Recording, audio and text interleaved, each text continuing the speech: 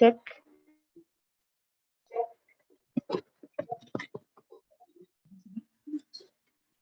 Assalamualaikum warahmatullahi wabarakatuh. Selamat pagi dan selamat datang di ruang Zoom pada hari ini, pada webinar series kedua Rangkang Sastra. Pada hari kedua ataupun pada hari terakhir, masih dengan tema yang sama, yaitu sinergisitas kebudayaan dan pendidikan. Apa kabarnya ibu-ibu yang cantik dan bapak-bapak yang ganteng? Sehat? Kasih jempolnya kalau sehat. Oh, luar biasa.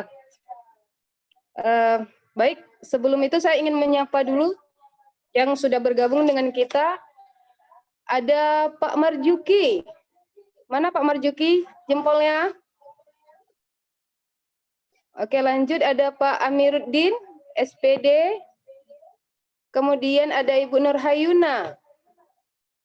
Ya, luar biasa Ibu. Ada Ibu Irawati juga. Kemudian ada Ibu Faiziah, SPD. Kemudian ada Ibu Fakriyah. Dan ada Ibu Basyariah. Kemudian ada Ibu Khairiyah. Angkat tangannya semua. Halo.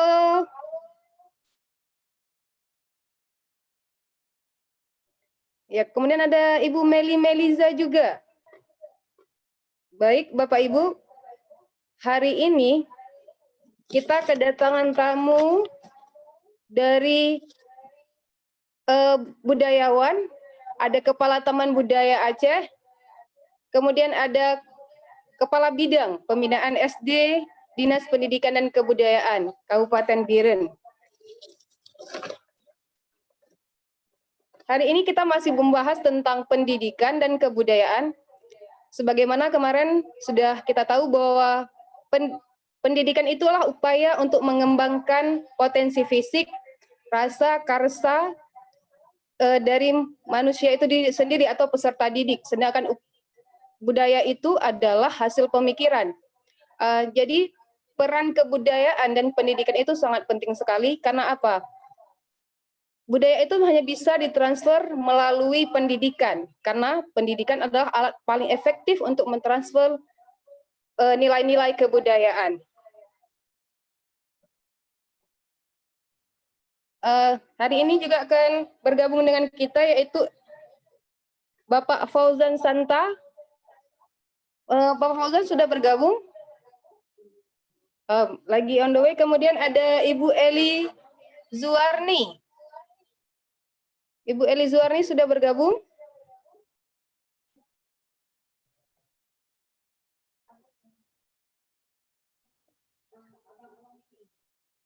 Ibu Eli Zuarni merupakan Kepala Taman Budaya Aceh.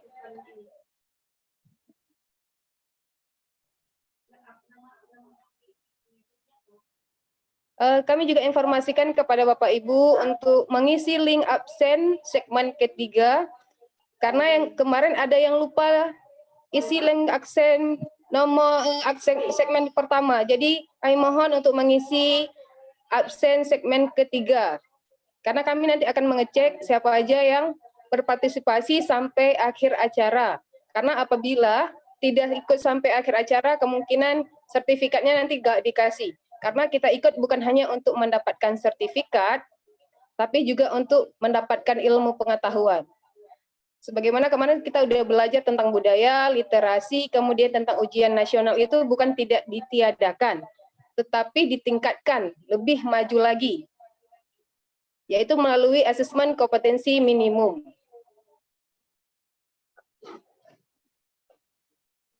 Selanjutnya untuk paparan lebih lanjut akan saya serahkan kepada Ibu Novi Maulida Rahma.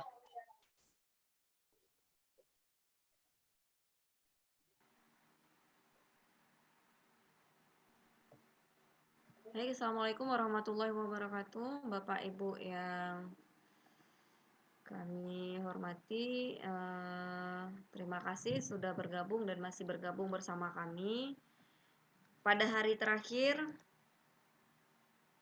di sesi webinar Series 2 di Rangka Sastra In-House Trainingnya.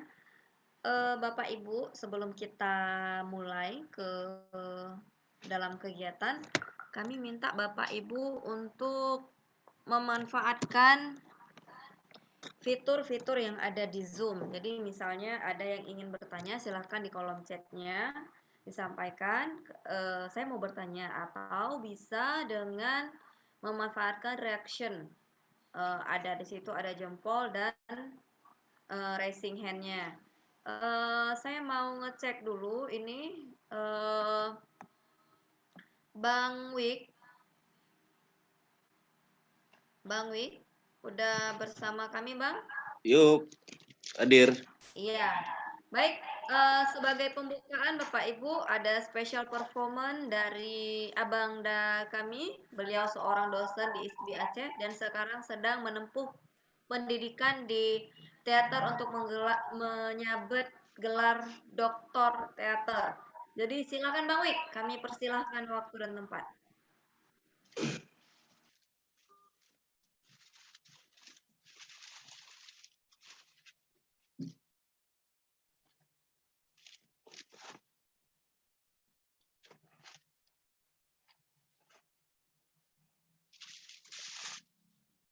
Bismillah, awailun pupun, lun ake ampun, Tuhan sidra. Salam kewarih mandum sekalian, disinarakan akan lun metutum. Assalamualaikum warahmatullahi wabarakatuh. Jaro sinaro diadeh tika. Lun laki maah diadeh ule kemandum ware yang na di sino semua.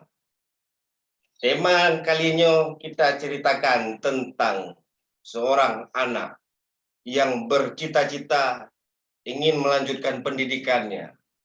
Juga niatnya untuk melestarikan budaya kampungnya.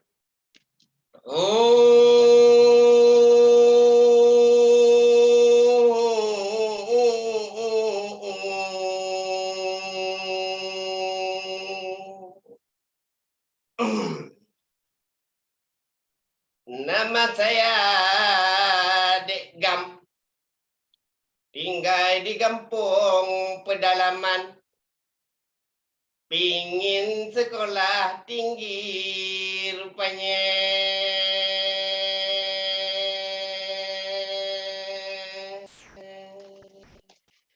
Tapi tidak ada biaya. Dengan segala daya saya lakukan.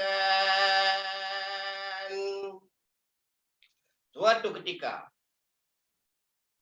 dia ketemu ibunya.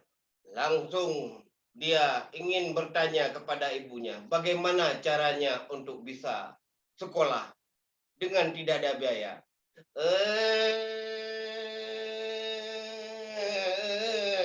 Si Gam merempok ibunya.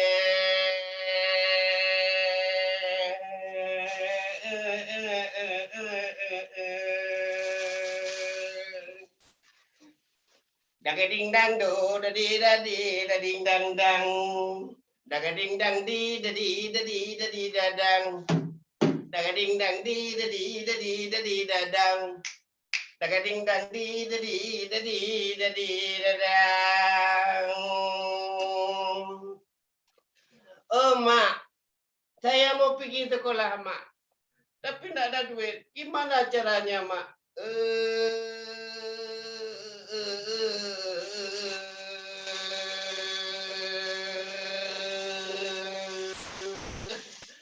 Anak lo, itu yang mama pikirkan dari dulu. Kita ini pikir sekali dari keluarga kita bikin sekolah, tapi biaya tak ada. Alhamdulillah, Nek tu nak tinggal Lampung. Ada batang kelapa, ada batang kemiri, ada batang pinang. Pergilah ke sana, ambillah semuanya. Kalau bisa, nanti petiklah semuanya. Begitu bawa pulang ke rumah sakit. Tapi kalau begitu, beritahu dulu sama bapak.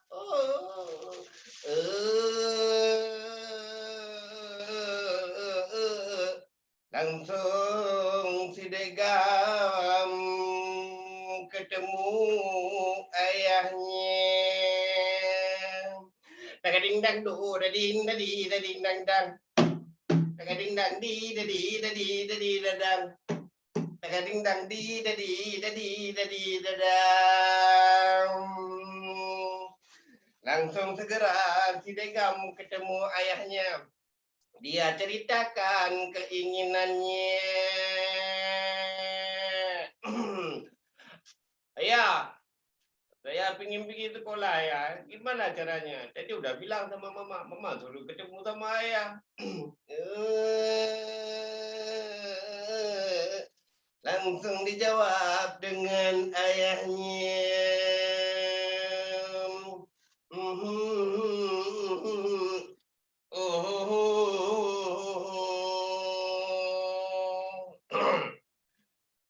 Kam, jadi lagi nyong.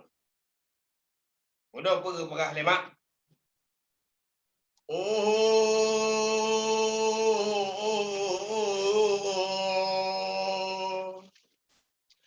Uno dibilang sama mama.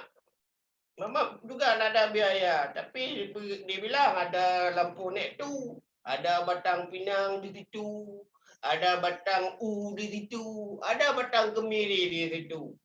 Disuruh petik semuanya, nanti suruh jual. Udah jual, bawa pulang sedikit ke rumah. Itulah pakai jadi uang sekolahnya.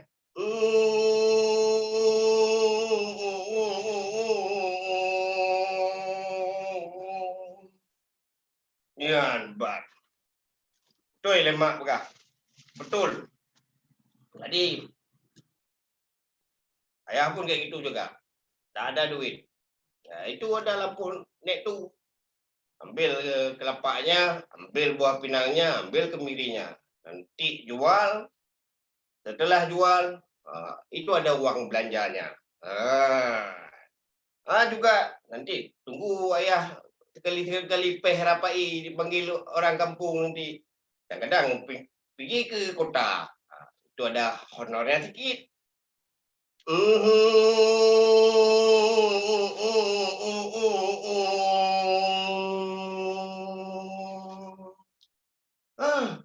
Ayah pergi main rapai. Apa tu rapai ya?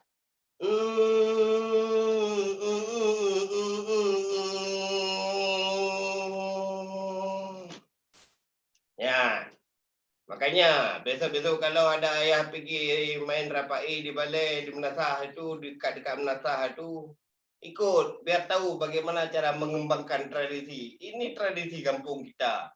Ini sudah ada dari sejak dulu. Tinggal kata tak lon, pergi ikut ayah biar tahu.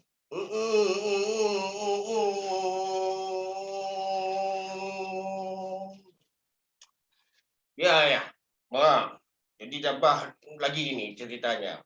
Nanti pergi sekolah, nanti sampai di sekolah tu agam kembangkan seni rapai biar semua orang tahu bahwa di kampung kita ada kesenian rapai. Ya, jangan pergi dulu ya. Mau petik batang kelapa. Dagading dang di dadi dang dang. Dagading dang di dadi dang.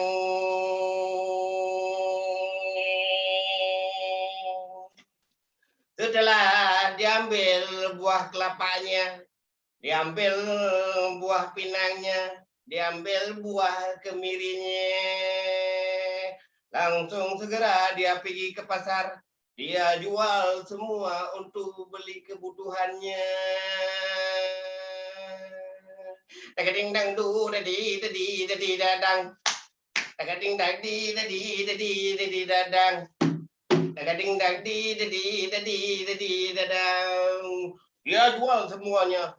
Buah kelapa, buah pinang, buah kemiri. Setelah dia jual ke pasar, dapatlah duitnya. Langsung dia pergi ke toko lah pakaian. Dagading dang di dadang. Dagading dang di dadang. Setelah dia beli baju-bajunya, sudah dia beli sepatu-sepatunya, langsung dia pulang ke rumah. Dagading dang di dadang. Dagading dadi dadang. Dagading dang di dadang. Langsung dia pulang ke rumah. Dia ketemu sama ibunya.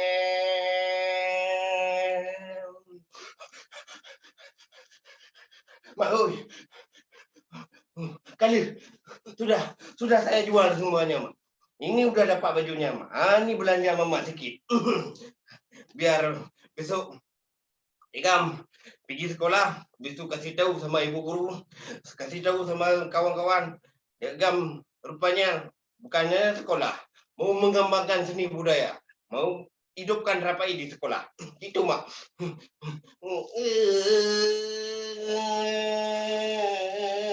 Dijawab sama mamanya.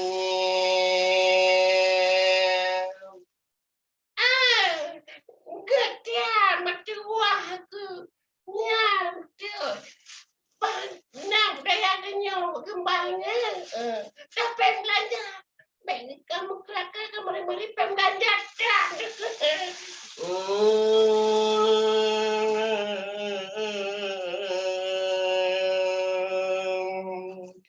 Setelah semuanya selesai, dia pergi sekolah besoknya. Sampai di sekolah, ketemulah gurunya. Dagading dadi dadang. Dagading dadi dadang. Setelah dia ketemu sama gurunya, langsung segera dia mari rupanya. Ibu, di sini ada Rapai. Ibu gurunya menjawab. Dulu ada. Habis itu abang-abang udah teman, tak ada lagi sekarang. Tak tahu siapa yang mengembangkan.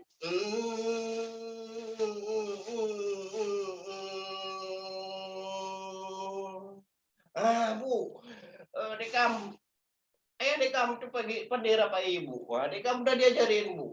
Nanti kita pakai ini dulu, jerigen-jerigen dulu, Bu, sebelum ada Rapai dikasih sama pemerintah, Bu. Ini pun bisa juga dia bunyi-bunyi. Pokoknya gedam gedum, Bu.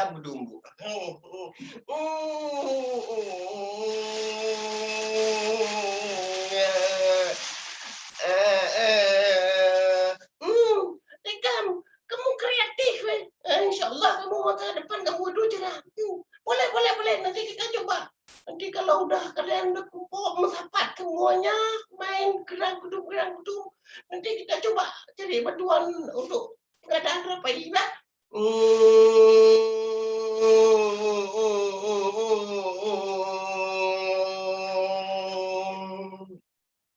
Begitulah kisah si Dekam.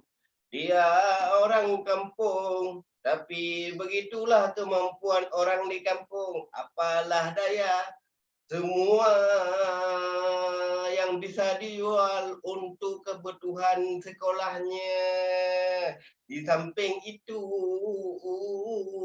dia lanjutkan misi ayahnya, mengembangkan seni budaya. Dua hal yang dia kerjakan. Pertama, sekolah lancar dan seni budaya berkembang rupanya. Begitulah cerita kita di kampung-kampung. Masih banyak yang kayak gitu rupanya. Tapi semangat pantang mundur untuk pendidikan dan mengembangkan seni budaya tetap adanya.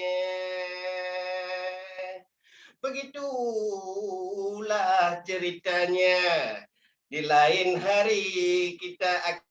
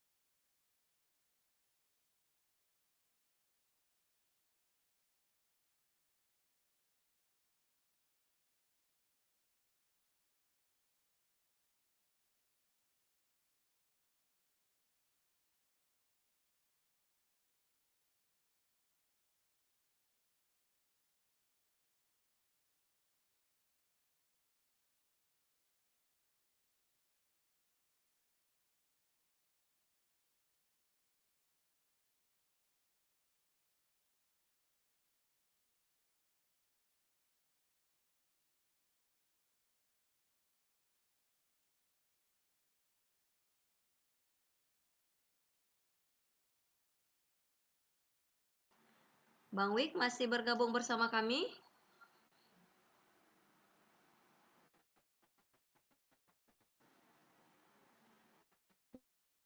Bang Wik masih bergabung bersama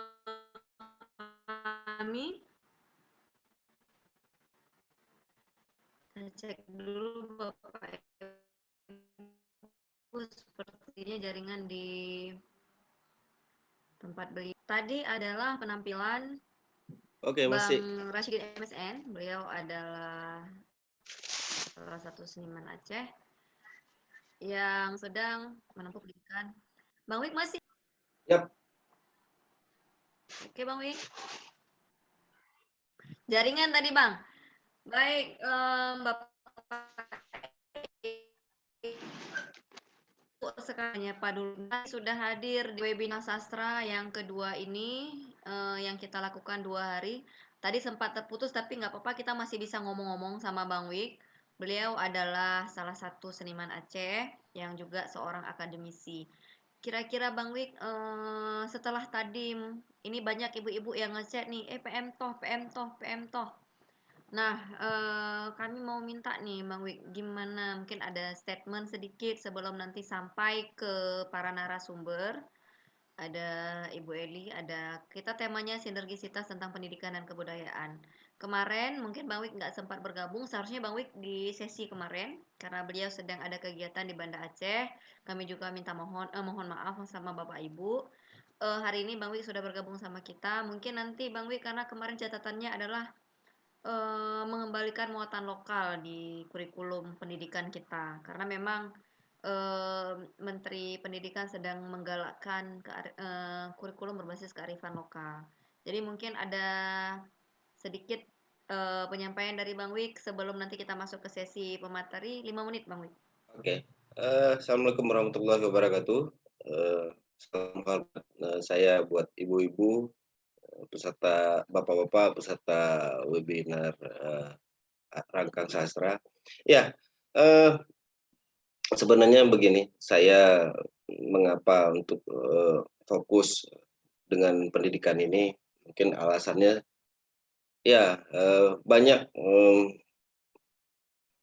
potensi yang ada di Aceh sendiri.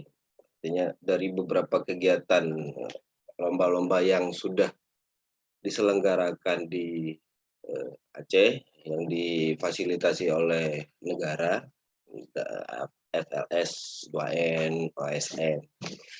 Saya terpikir bahwa banyak potensi kita yang belum tergarap baik.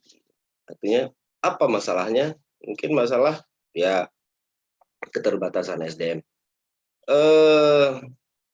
Mungkin dari ruang sekolah dulu yang paling penting kita untuk fokus mensupport, mendukung pengembangan seni budaya. Karena ya saya percaya bahwa kearifan lokal itu salah satu alat untuk mengontrol karakteristik masyarakat kita. Di era globalisasi seperti sekarang, kencangnya informasi, teknologi, ya kita nggak bisa membendung selain bicara bagaimana mengkanternya, ya alat kanternya adalah seni budaya.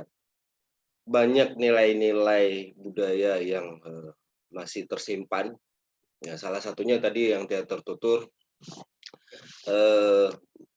Mengapa saya fokus teater tutur dan sekarang saya sedang meriset persiapan disertasi saya yaitu seni pertunjukan momok. Ya, salah satunya tidak ada orang yang lebih fokus untuk mengangkat nilai budaya ini. Namun lalu apa manfaatnya? Kalau dulu mungkin banyak yang mengatakan apalah nilai budaya itu hanya penikmatnya orang kampung. Oh tidak, bagi saya mengatakan hari ini nilai yang paling mahal harganya dan negara-negara di luar Indonesia itu, di luar Aceh sendiri sangat berminat untuk mengetahui, mempelajari seni budaya. Samplingnya gamelan saja itu bisa menjadi mata kuliah di luar negeri, ya, apalagi Rapai, apalagi mungkin jejak Agus Nur Akmal yang pernah mengajar di London, di Singapura, itu adalah sebuah pembuktian nilai budaya kita itu sangat potensial untuk pertama mengembangkan seni budaya, kedua mempertahankan karakter nilai-nilai keacehan, yang ketiga potensial untuk masa depan. Alasan itulah kemudian saya memfokuskan diri dari S1-nya seni, kedua S2-nya seni, dan S3-nya seni. Karena saya yakin banyak hal yang bisa digarap dari seni. Ini menjanjikan sekali. Untuk Aceh khususnya belum tergarap, masih sekitar 50%, dan dari jumlah kesenian banyak yang sudah punah. Nah, ini peluang sebenarnya untuk dikembangkan kembali. Masa depan Aceh insya Allah pasti gemilang. Mungkin itu aja yang bisa saya sampaikan. Baik, makasih Bang Wik Yap, sudah berpartisipasi kali ini. Mudah-mudahan ke depan kita bisa bareng-bareng lagi Bang Wik. yap, Karena oke. Bang hari ini di Banda Aceh, mudah-mudahan nanti bisa bergabung karena webinar Rangka Sastra ada 4 series. Jadi ini series kedua, mungkin series ketiga nanti sudah ada kerjasama dengan Kemenparekraf. Jadi Oke. sudah ada slot Kemenparekraf minta untuk kita buat webinar bagaimana caranya kebudayaan menjadi bagian dari ekonomi kreatif, dan Bapak Ibu juga alhamdulillah saya juga mau mengumumkan kebahagiaan kami dari seniman-seniman yang ada di Biren. Alhamdulillah proposal yang kami ajukan tahun 2018 sebagai pengajuan Kabupaten Biren sebagai kabupaten yang menjadi sasaran utama seni pertunjukan terpilih nomor 2 se-Indonesia. Jadi alhamdulillah tahun ini mungkin akan terselenggara meskipun nanti bentuknya tidak live. Jadi kami dari Rangkang Sastra selaku yang mengajukan proposal tahun 2018, kita sedang menggalakkan benar-benar lagi meruntun kegiatan apa saja yang akan kita ajukan nanti di approve oleh Kemenparekraf, yang kira-kira artinya budaya dan seni daerah jangan cuma label daerah aja Bang Wik ya, Yap, tapi sampai di mata internasional. Jadi target kita internasional, dan mudah-mudahan insya Allah tahun 2020-2021 akan terrealisasi. Kami kapasitas ini selaku yang mengirimkan proposal sedang menjajaki, nanti mengajak teman-teman, mungkin nanti ada Bang Wik, ada Bang Fojan Santa juga bersama kita yang asli seniman Biren, yang asli seniman Biren, riwang ugampong mah ta bangun daerah. Mudah-mudahan nanti kita akan bertemu di sesi yang lebih ini. Insya Allah kita akan memajukan seni pertunjukan sesuai dengan pesan dari Kemenparekraf. Biar nomor 2 di sini pertunjukannya. Terima kasih Bang Wik. Oke, Insya Allah kita bertemu di lain kesempatan. Oke, saya minta izin. Salam buat semuanya. Ya, sampai ketemu Bang Wik. Ya. Terima kasih Bang Wik sudah Oke. bergabung bersama kita. Dan sekarang saya mau menyapa para ibu-ibu, bapak-bapak yang sudah dari kemarin mengikuti kegiatan webinar ini. Nanti ada post-test, tapi berbeda post-testnya dengan yang kemarin. Untuk melihat sejauh mana fokus Bapak Ibu materi kemarin. Nah, untuk materi hari ini kita akan sampaikan di sore nanti. Bapak Ibu, ada yang ingin saya sampaikan sebelumnya, karena ini kita live di YouTube. Bagi ibu-ibu, kami mohon untuk memakai jilbabnya, karena nanti ter-up di media sosial YouTube. Jadi kita sama-sama Bu ya. Kalau bisa yang pakai yang perempuan pakai jilbab gitu. Terima kasih bersama kita sudah hadir Bunda kami, Bunda kesayangan kami. Sebenarnya beliau nggak sempat hari ini, tapi saya melas-melas sama beliau nih untuk bisa memberikan menyapa Bapak Ibu peserta hari ini yang sudah luar biasa selama 2 hari.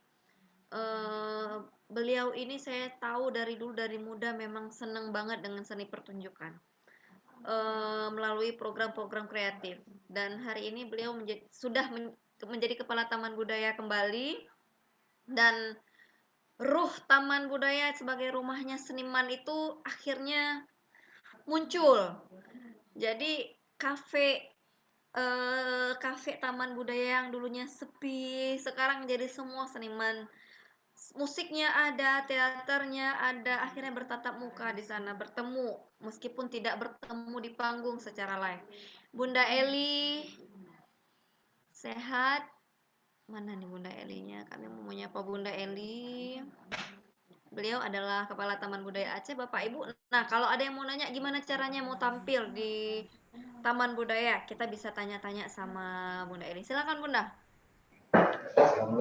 Halo, Assalamualaikum warahmatullahi wabarakatuh. Waalaikumsalam warahmatullahi wabarakatuh. Ya, selamat pagi teman-teman, bapak-bapak dan ibu-ibu yang sudah dari kemarin saya mendengar. Selamat bertemu. Kebetulan kami ini dari Taman Budaya ada program bekerja sama dengan Direktorat Jenderal daring tayang tunda.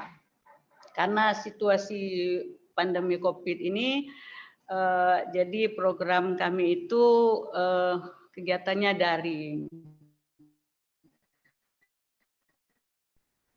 Pada tahap pertama ini bekerja sama dengan Kementerian hadir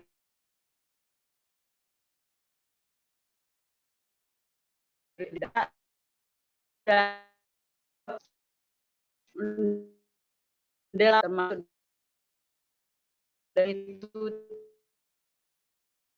insya Allah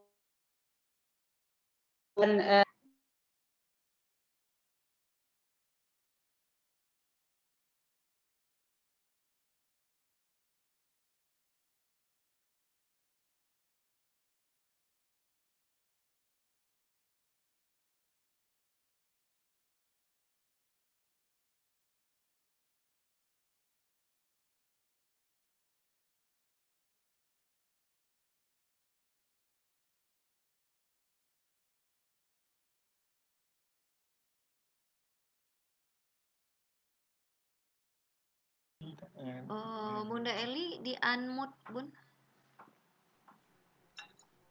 Oke, udah Bun.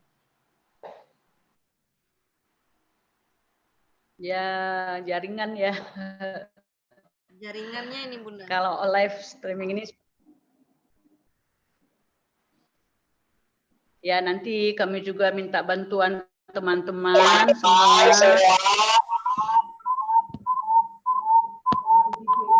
untuk jangan lupa nanti mulai kegiatan kita dimulai nanti hasil rekaman ini yang daring tunda rekod ini dimulai nanti tanggal 21 Juli 2020. Itu kami mohon nanti untuk buat subscribe ya, dibantu. Di sini ada pertunjukan musik dari Sanggal Bengkel Musik Batas itu tanggal 21 Juli. Nanti ada pertunjukan musikalisasi puisi dari Sanggar Karsa dan Bos Bedeng tanggal 23 Juli. Terus ada pertunjukan teater rongsokan 25 Juli. Ada pertunjukan musik Sanggar Al-Muntas dan Alul itu tanggal 27 Juli. Ini nanti jadwal mungkin akan kita ini saja, jangan dibaca-bacain ya Novi ya, terlalu banyak ini ada 28 sanggar atau komunitas tari, teater, hikayat, seni tutur. Yang tadi Pak Awib juga ada mop-mop, ada 25 perupa dari junior dan senior yang akan juga nanti pameran. Itu kita tayangkan hasil pamerannya pada tanggal 26 Agustus. Jadi 2 hari sekali satu karya, 2 hari sekali satu karya pertunjukan. Sampai habis tayangnya pada tanggal 30 Agustus 2020. Mungkin Novi dan teman-teman sekilas ini dari kegiatan Taman Budaya pada tahap pertama ini karena COVID ini kita bisa melakukan hanya melalui daring tunda tayang. Mungkin ada yang mau bertanya atau gimana Novi? Ya, kami silahkan kembali kepada Novi. Baik, terima kasih Bunda Eli. Ini kayaknya ada banyak pertanyaan, mungkin jaringan di lokasi Bunda Eli memang agak ini sedikit, tapi nggak apa-apa Bapak Ibu, kita nanti bisa menyaksikan seluruh kegiatan dari Taman Budaya melalui media virtual. Jadi mungkin nanti ada YouTube atau Instagramnya bisa kita lihat. Dan sebagai bahan pembelajaran juga bagi kita bahwasanya berkarya itu walaupun di tengah COVID-19 kita dituntut untuk menjadi kreatif. Baik Bapak Ibu, ini suaranya kurang jelas nih. Ya, karena memang jaringan mungkin di lokasi Bunda Eli memang agak sedikit terganggu. Iya, barangkali ya karena hujan di sini. Oh, hujan. Baik, nanti Bapak Ibu yang mau menyaksikan mungkin ada teaser atau flyernya yang akan di-up oleh Taman Budaya. Nanti bersama-sama ke depan akan kami bantu untuk menge-share supaya memudahkan Bapak Ibu melihat seperti apa berkarya di tengah pandemi. Mungkin Bunda ada saran. Jangan lupa buka di kanal YouTube Taman Budaya Aceh ya. Ya, channel YouTube Taman Budaya Aceh. Oke, Bunda, kalau ada Bapak Ibu kira-kira yang mempunyai sanggar, apabila setelah selesai nanti COVID ini, yang ingin bersama tampil di Taman Budaya, mungkin ada persyaratannya atau kira-kira kriteria apa, Bunda? Untuk tampil tidak ada, bisa nanti kalau memang ya kebetulan ya untuk mau difasilitasi oleh Taman Budaya untuk tahun 2020 ini mungkin sudah ini ya, cuman kita hanya menyediakan tempat, ini bisa semuanya bisa, tapi untuk kita fasilitasi, kita bantu itu mungkin untuk tahun 2020 ini mohon maaf ya sebesar-besarnya karena kita anggaran juga sudah habis di refocusing ini karena COVID gitu, jadi nggak ada anggaran lagi, cuma anggaran daring ini aja, itu pun juga hanya tidak kita fasilitasi semua sanggar yang ada di Aceh. Dan mudah-mudahan di Dinas Kebudayaan juga di bidang bahasa dan seni ada kegiatan itu. Bisa yang tidak terfasilitasi oleh Taman Budaya, bisa silahkan juga ke Dinas Kebudayaan dan Pariwisata Aceh, yaitu di bidang bahasa dan seni. Itu ada juga program bantuan untuk teman-teman seniman se-Aceh. Kalau Baik, untuk Bunda. tahun-tahun depan, kalau memang mau silahkan kita buat kerjasama dengan Taman Budaya. Insya Allah kita bantu. Iya, baik Bapak, itu sebuah peluang, tapi tentu saja dengan tidak mengenyampingkan proses kreatif ya Bunda ya. Iya, Artinya betul. memang harus melalui proses kreatif, bagi yang ingin tampil di Taman Budaya harus kreatif idenya, inovasi, apalagi kita di masa pandemi memang sudah, kita tinggal menikmati hasil dari karya-karya para teman-teman seniman yang sudah nanti juga kita nikmatinya secara daring ya Bunda ya, Iya, karena insya live Allah. YouTube. Ya, mudah-mudahan nanti Bapak Ibu bisa melihat, bisa diadopsi dan diadaptasi proses pengkaryaan atau proses kreatif dari Taman Budaya ke jenjang instansi para peserta nantinya. Di sini Insya juga Allah. sudah ada Bapak Alfian MPD, Bunda. Jadi beliau mendengar langsung, beliau Kabid Pembinaan SD Dinas Pendidikan dan Kebudayaan. Jadi mungkin beliau Oke. nanti akan Selamat pagi Bapak Alfian. nanti mungkin beliau nanti akan membuat melihat contoh dari Taman Budaya bagaimana nanti penerapannya ke sekolah-sekolah yang memang sekarang sedang libur dalam masa pandemi ini. Terima kasih Bunda sesi waktunya karena Bunda juga sedang banyak sekali kerjaan, sedang mempersiapkan rapat kerja dengan kementerian. Waktunya terima kasih Bunda. Mudah-mudahan nanti ada sesi selanjutnya yang bisa bergabung terpisah bersama kami karena nanti kita akan ada pertemuan khusus dengan Kemenparekraf, Kementerian Pariwisata dan Ekonomi Kreatif. Kebetulan kita Bunda Biren mendapat bantuan dana alokasi untuk seni pertunjukan. Mungkin virtual semua nih, bakal berubah menjadi virtual. Nanti mungkin kami Iya, akan dari Rangka Sastra khusus karena kami yang mengajukan proposalnya nanya-nanya ke Bunda kira-kira apa saran Bunda untuk Biren. Karena Biren nomor 2 se-Indonesia, 16 kabupaten kota yang terpilih Biren nomor 2. Mungkin nanti kita butuh ide-ide kreatif dari Bunda, saran-saran dari Bunda, supaya bagaimana nanti bisa kerja sama kita karena memang kita terkendala di tempat Kabupaten Biren. Ya, mungkin ada closing statement Bunda? ya. Terima kasih sebelumnya kepada Rangkang Sastra yaitu Nopi dan teman-teman sudah memberi kesempatan kami dari Taman Budaya untuk ikut dalam webinar ini. Bagi teman-teman, walaupun ini tak COVID, tetap seperti kata Nopi, kita harus tetap kreatif, jangan patah semangat. Insya Allah kami dari pemerintah tidak tinggal diam. Dan terima kasih juga dari Rangkang Sastra yang dari terutama khususnya Biren sudah mendapat bantuan dari kementerian. Tolong teman-teman seniman ini jangan kalau bisa jangan ada yang terlupakan. Itu titip kami karena mereka lah, karena ada mereka kita ada. Kesenian ini jangan mati dengan keadaan apapun. Mungkin itu saja, Nopi. Ya, terima kasih. Kebetulan juga sudah ada ini dari kita mau rekod kegiatan teater Pagi Bening sekarang ya hari ini di gedung indoor.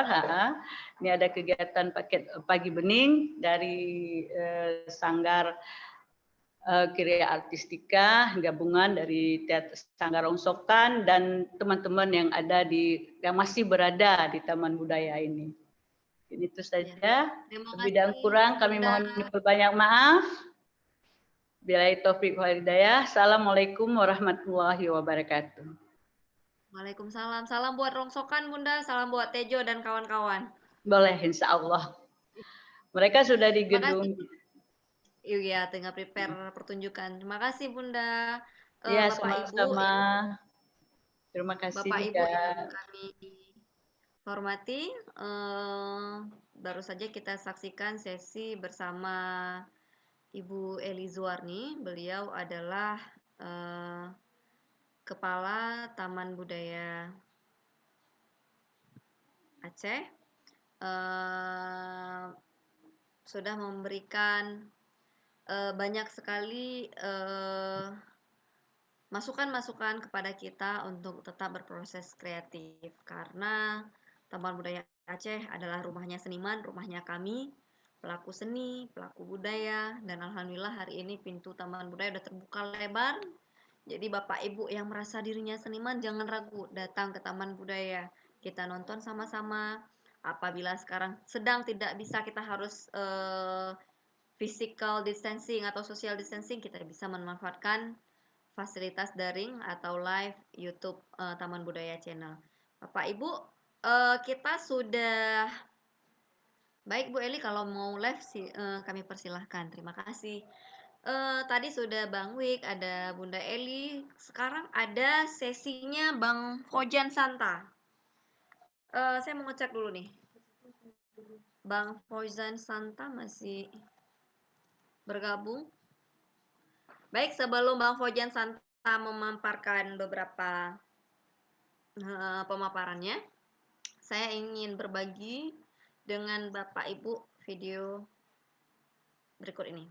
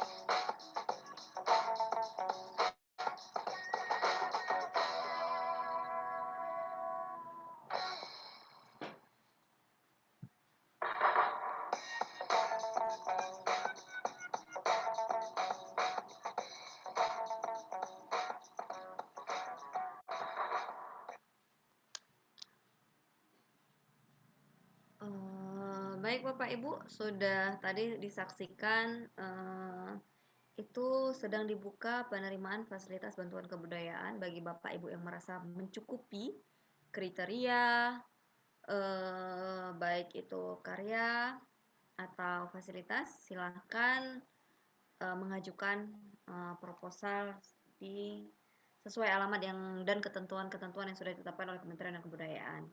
Baik, Bapak Ibu, saya mau ngecek Bang Fauzan sudah bergabung sama kita. Bang Fauzan?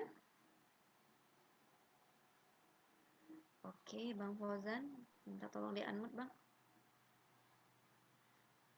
Sudah, Bang?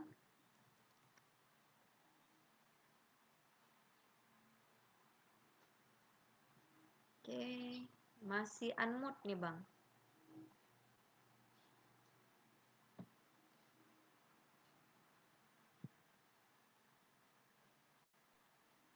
Ya, halo. Assalamualaikum warahmatullahi wabarakatuh.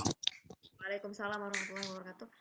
Bapak Ibu, ini adalah Bang Fauzan Santa, senior kami di teater. Beliau adalah dosen filmografi ya Bang ya, kalau nggak salah ya, UIN Araniri. Ya, film. Dan belum ya? Pekerjaan sampingan Film, tuh Bang ya? ya. Oh film, Ya, ya sampingan. pekerjaan sampingan ya Bang? Pekerjaan sampingan. Ya, sampingan. Jadi, tapi ada yang banyak nggak tahu ternyata tokoh-tokoh penting yang ada di Banda Aceh, orang Biren.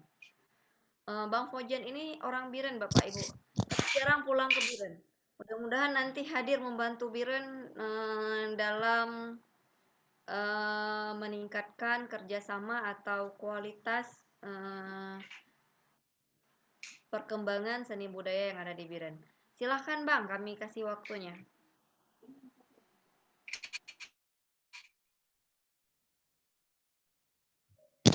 Ya, terima kasih, Novi. Assalamualaikum.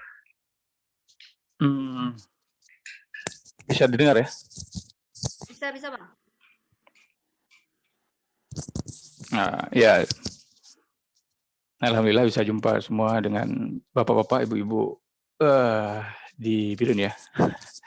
Ya, saya pulang juga sering ke Biren, tapi nggak ngomong sama Novi. Jadi, saya kira sekarang tidak ada lagi batas wilayah ya, apalagi dengan teknologi sekarang kita bisa melakukan apa saja lewat daring ya, lewat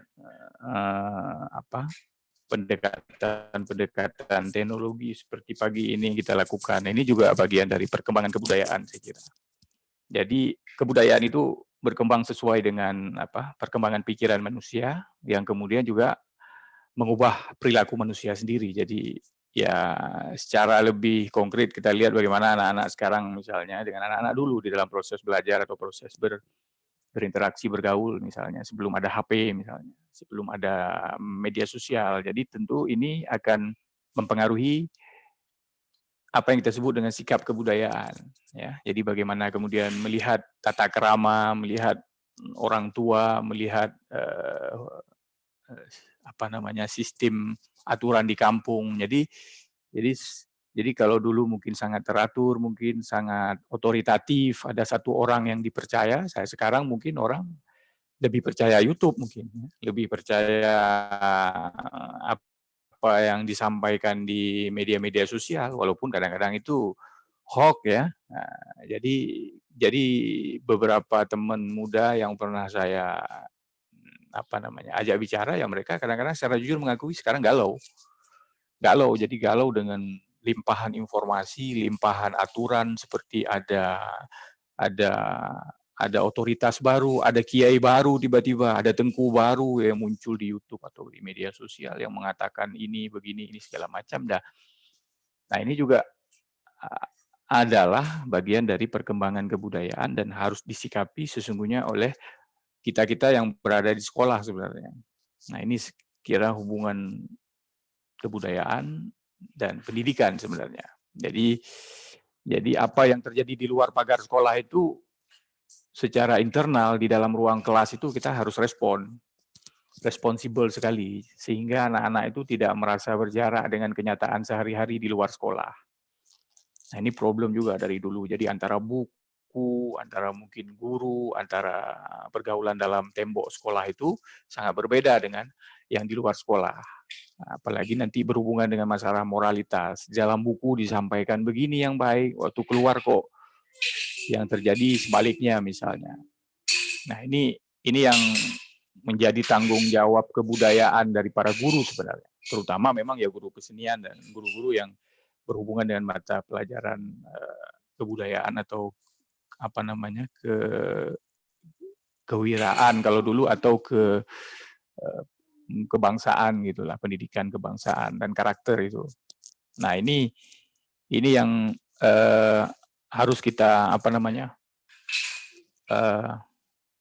pikirkan bersama mungkin ya dari forum-forum kecil seperti ini. Jadi bagaimana bersinergi antara kebudayaan dan pendidikan. Karena pendidikan itu sesungguhnya adalah tindakan kebudayaan sendiri. Jadi kebudayaan itu luas, bukan sekedar seni budaya. Seni budaya itu hanya salah satu anak kebudayaan ya. kadang-kadang anak yang diemaskan, anak emas. Jadi kalau bicara kebudayaan ya harus kesenian. Sebenarnya tidak. Politik, kemudian komunikasi, kemudian juga bahkan kuliner sendiri, kuliner masak-masak itu juga anak-anak kebudayaan sesungguhnya. Jadi nggak ada anak tiri kebudayaan. Jadi kalau lihat politik hari ini misalnya yang seperti itu ya kita anggap kita nggak perlu berpolitik ya. Tapi sesungguhnya juga ada yang namanya politik yang beradab, politik yang santun. Nah, itu yang kemudian perlu kita reproduksi dari sekolah. Jadi kita tidak alergi juga dengan politik karena bagaimanapun juga ya cabai, kacang, ikan, kemudian harga-harga sembako naik sekarang juga karena kebijakan politik. Nah, kalau kita tidak peduli ya, bukan kita harus ikut politik, ikut partai politik. Kalau kita tidak peduli dengan perkembangan itu ya kita akan jadi korban dari kebudayaan yang sebenarnya tidak kita inginkan. Nah, ya kan. Jadi saya kira kebudayaan itu ya adalah satu cara ya, kalau kembali ke pemikiran awal ya cara kita untuk merespon perkembangan. Cipta karya karsa itu ya sebenarnya ya tidak berubah pengertiannya.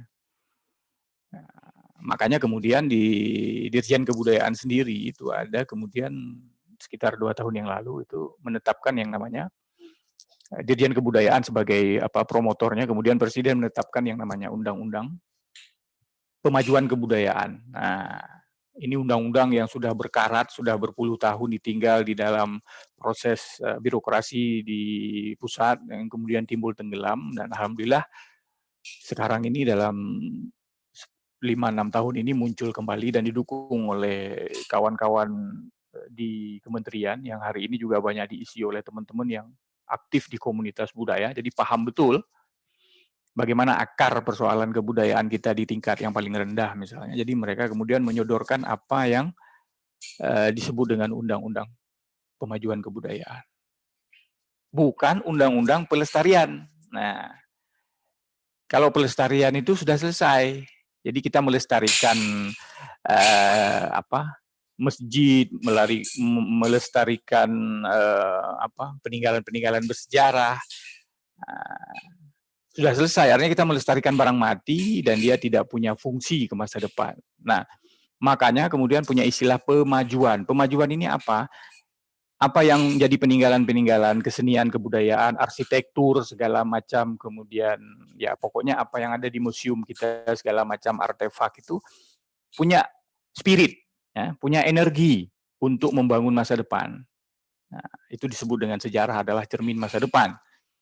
Jadi tidak sejarah sebagai benda-benda mati saja seperti di museum misalnya hari ini ya yang tidak tidak berbunyi ya dalam tanda petik.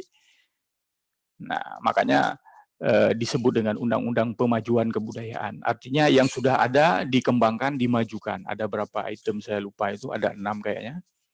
Ada film, ada kemudian tradisi lisan, ada kesenian, ada yang disebut dengan teknologi kebudayaan, seperti misalnya teknologi kebudayaan itu seperti bagaimana hari ini orang melihat lagi bagaimana orang bikin kapal-kapal tua misalnya, atau kapal-kapal tongkang tradisional, membuat jingki atau membuat penerah peliu. Wah, itu juga bagian dari yang harus dimajukan dalam konteks hari ini, bagaimana itu yang disebut dengan teknologi pengetahuan lama kita, yang punya nenek moyang yang kemudian bisa berfungsi untuk hari ini misalnya. Walaupun hari ini sudah ada mesin misalnya, apa yang bisa kita ambil hikmahnya dari sana dan kita kembangkan. Nah, pendidikan saya kira di sini punya peran yang sangat penting ketika misalnya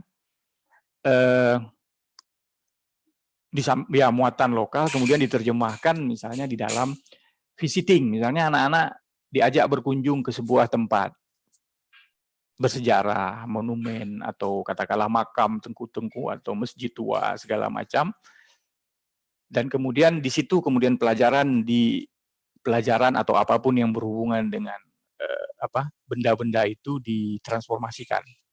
Jadi mereka keluar dari sekolah, kemudian masuk dalam ruang publik yang lain yang ada hubungannya dengan kebudayaan misalnya. Nah, sehingga kemudian mereka paham bahwa ada banyak perkembangan-perkembangan di luar yang bisa dikembangkan di dalam pendidikan misalnya. Atau kita ajak misalnya ke tempat pembuatan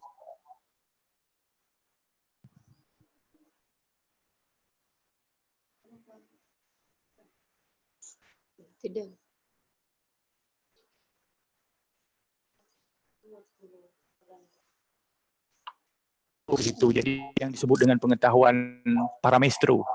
Ya, para maestro itu bukan cuma maestro lukis, maestro musik, maestro rapai, tapi maestro timpan, maestro bulepli, kita nggak pernah mengangkat dia. Padahal itu maestro, misalnya. Ada satu warung misalnya, kalau di Jogja atau apa, Mbok Bere, itu ayam potong. Sampai sekarang beliau nggak ada lagi, tapi apa namanya, cita rasanya dijaga sama anak-anaknya. Artinya apa? Ada pewarisan pengetahuan kebudayaan kuliner yang dijaga, sehingga langganannya nggak akan hilang. Kita banyak lihat misalnya ada rumah makan ketika yang punyanya nggak ada lagi, orang berkurang misalnya karena anaknya nggak bisa mewarisi atau rasanya berubah misalnya. Nah, saya kira pendidikan di sekolah juga bisa masuk ke wilayah itu. Jadi tidak melulu di ruang, jadi masuk juga dalam misalnya diambil jam 1 sehari misalnya mata pelajaran apa, kita kemana yang dekat-dekat di lingkungan sekolah. Supaya kembali ke awal tadi, anak-anak ketika pulang atau siswa pulang itu dia akan berhadapan dengan kenyataan yang sudah dia pelajari sesungguhnya. Jadi tidak melulu berdasarkan buku, tidak melulu berdasarkan apa yang jauh dari mereka. Saya kira ini yang disebut dengan pendidikan partisipatif. Jadi anak-anak terlibat dan inilah sebenarnya pendidikan kultural yang dalam pemikiran saya sejauh ini ya. Dan inilah cara untuk memajukan kesenian tradisi atau apapun. Kalau enggak dia ya seperti seni tradisi kita juga ya hanya begitu-begitu saja ya. Ya kalau Saman begitu, Rapai begitu, tidak boleh lebih langkahnya segala macam gitu. Tidak ada misalnya Rapai yang modern atau Rapai kreasi baru atau sedati yang bisa kemudian dikembangkan menjadi sebuah kesenian baru. Jadi akan muncul nanti tradisi-tradisi yang lebih banyak yang berakar pada tradisi lama kita.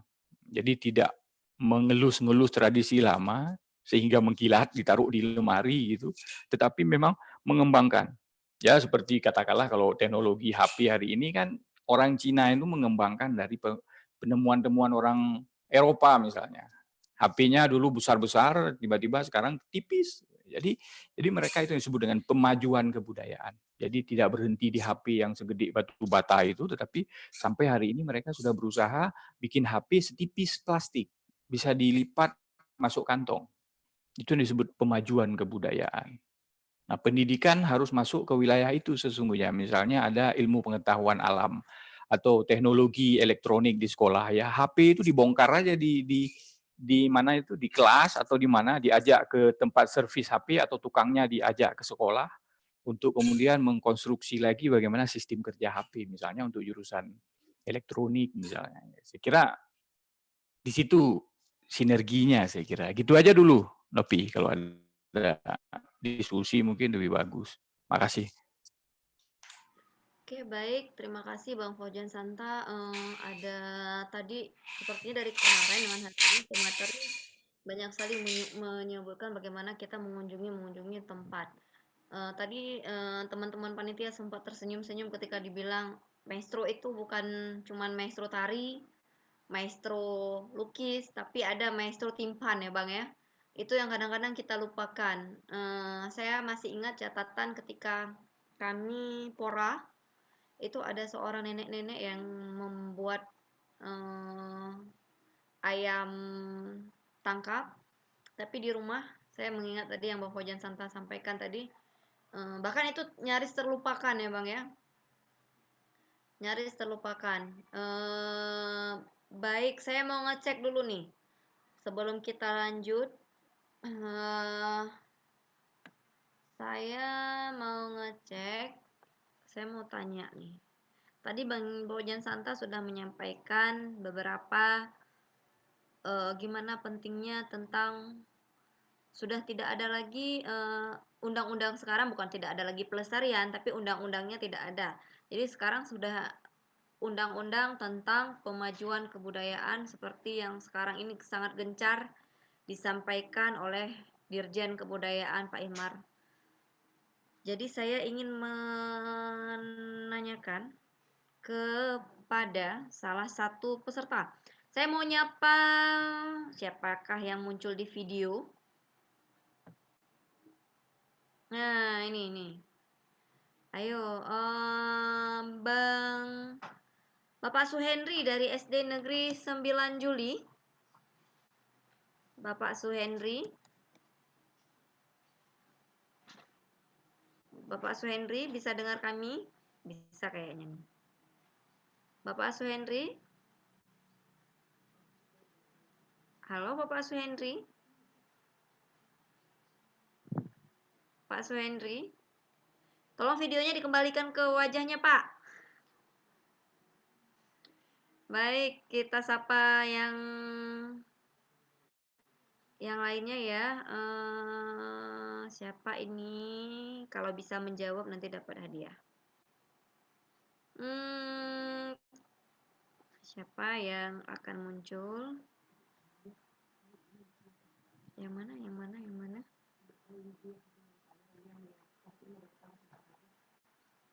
Baik, saya mau nyapa Ibu Faizia. Ibu Faizia. Ibu Faizia ada? Connect nggak, Bu? Faizia? Ya, Ibu. Hadir, Ibu? Hadir, Ibu. Ibu Faizia. Ibu, saya minta, Bu, di unmute dulu. Biar bisa ngomong kita, Bu. Itu sudah saya permintaan unmute. Ibu tekan, Bu. Tekan, Bu, unmute-nya. Di logo mikrofonnya, Bu. Udah. Sudah sehat, Ibu Faizia? Ya, Bu. Ya, Sehat, Bu? alhamdulillah sehat. Sehat. Ibu dari mana? SD 8 Kota Blang.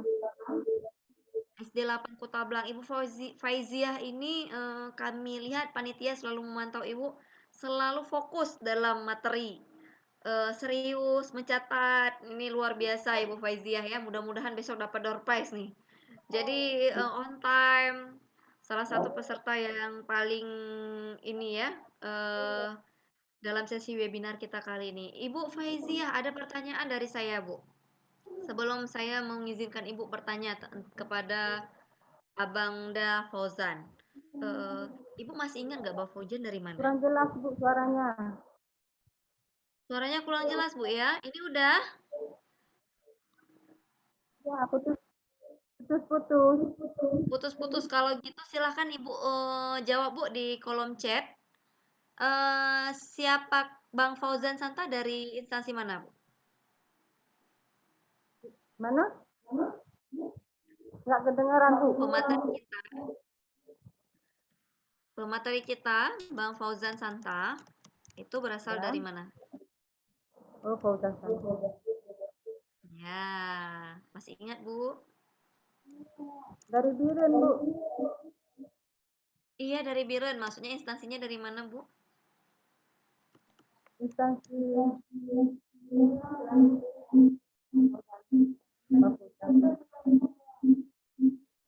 Ibu jaringannya, Bu, dari dosen UIN. Ya, benar. Dosen YIN ya, kalau sekarang UIN Araniri. Selamat buat Ibu Faizia. Nah, kami minta tanggapan Ibu Faizia selaku pendidik dan tenaga pendidikan dari paparan Bang Fauzan. Kalau ada pertanyaan silahkan.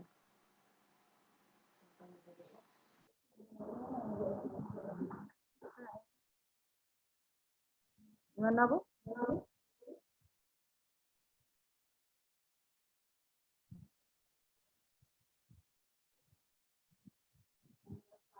Sepertinya ada peserta yang terkendala ini ya, jaringan. Silakan langsung bertanya aja, Bu.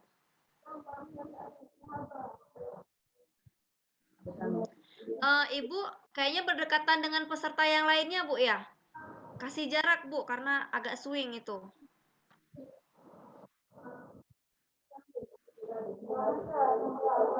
Jauh, Bu, nggak dekat. Oh iya, 2 meter. silakan Ibu. Iya, silakan di kolom chatnya aja, Bu ya, disampaikan ya, Bu. Pertanyaannya. Iya. Baik, Ibu Fauzia, sepertinya ada terkendala di jaringannya. Bang Fauzan Santa masih bergabung bersama kami. Ibu Yusna sehat? Bu Yusna sehat?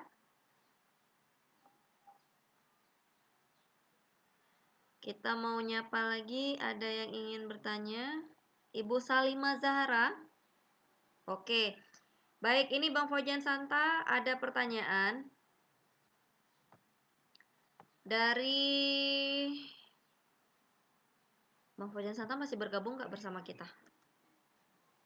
Masih ya? Oke Bang, kami minta.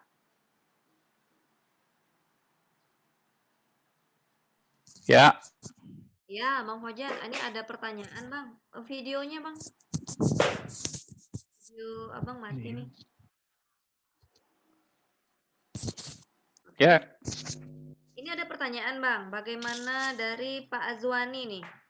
Bagaimana Hmm. kiat-kiat bisa melakukan upaya pemajuan tradisional? Karena kalau kita cermati di lapangan agak sukar, misalnya seniman-seniman ini kayaknya berkaitan dengan seniman-seniman tradisi nih. Ada kalau kita minta tukang bait-bait dalam rapai agak-agak bermasalah. Nah, gimana tanggapannya, Bang? Kita minta apa tadi, Ma? Ini upaya dalam melakukan upaya pemajuan budaya tradisional di lapangan itu. Konteksnya di lapangan seniman tradisi lebih banyak tidak boleh dikotak-katik karyanya, itu gimana Bang? Oh, masalah ini ya, tradisi tadi ya. Ya, iya Bang. Ya, saya kira memang itu menjadi satu peninggalan sejarah ya, atau sejarah teks kita di dalam bersyair misalnya. Nah, tetapi kemudian kan kita juga bisa membuat teks baru misalnya, teks baru dalam misalnya pertunjukan-pertunjukan atau festival-festival yang dibikin khusus untuk memang penciptaan itu. Jadi berdasarkan teks yang ada, pola irama segala macam, apa yang kemudian menjadi perkembangan budaya hari ini yang bisa dimasukkan atau transformasi kita ke dalam syair sedati tadi ya. Tapi kalau syair saya kira tidak masalah. Kalau syair itu kan di dalam sedati ada satu tahap atau spek namanya, nanti di ujungnya ada lani ya. Nah, di lani itu kita bisa memasukkan semua perkembangan budaya, pesan-pesan moral, kampanye kesehatan dan segala macam. Nah, kalau syair sih nggak masalah kalau itu. Ya, kalau kesenian maksudnya di dalam bentuk tarinya misalnya. Ya oke, dari perkembangan sedati itu muncul tari yang bisa sedati sekarang terbang misalnya atau apa, tapi tidak namanya sedati lagi. Nah, itu saya kira yang disebut dengan perkembangan. Jadi kalau ya kayak Ratu Jaro lah di Jakarta. Jadi orang nggak menyebut lagi saman segala macam. Jadi kalau sudah ada perkembangan baru, dia harus mengubah juga namanya biar lebih jelas sebenarnya di mana akarnya, di mana perkembangannya. Tapi setidaknya gerakan-gerakan dalam Ratu Jaro misalnya atau dalam kesenian yang berkembang itu ada dasarnya di dalam tari-tari tradisi Aceh yang masih bertahan hari ini. Saya kira demikian ya. Jadi ada perkembangan dan tentu saja ada penabalan nama baru sebagai bagian dari perkembangan tadi misalnya seperti sedati, kemudian saman, kemudian dicampur di dalam sebuah pertunjukan yang lahir ya seperti Ratu Jaro itu ya. Saya kira seperti itu.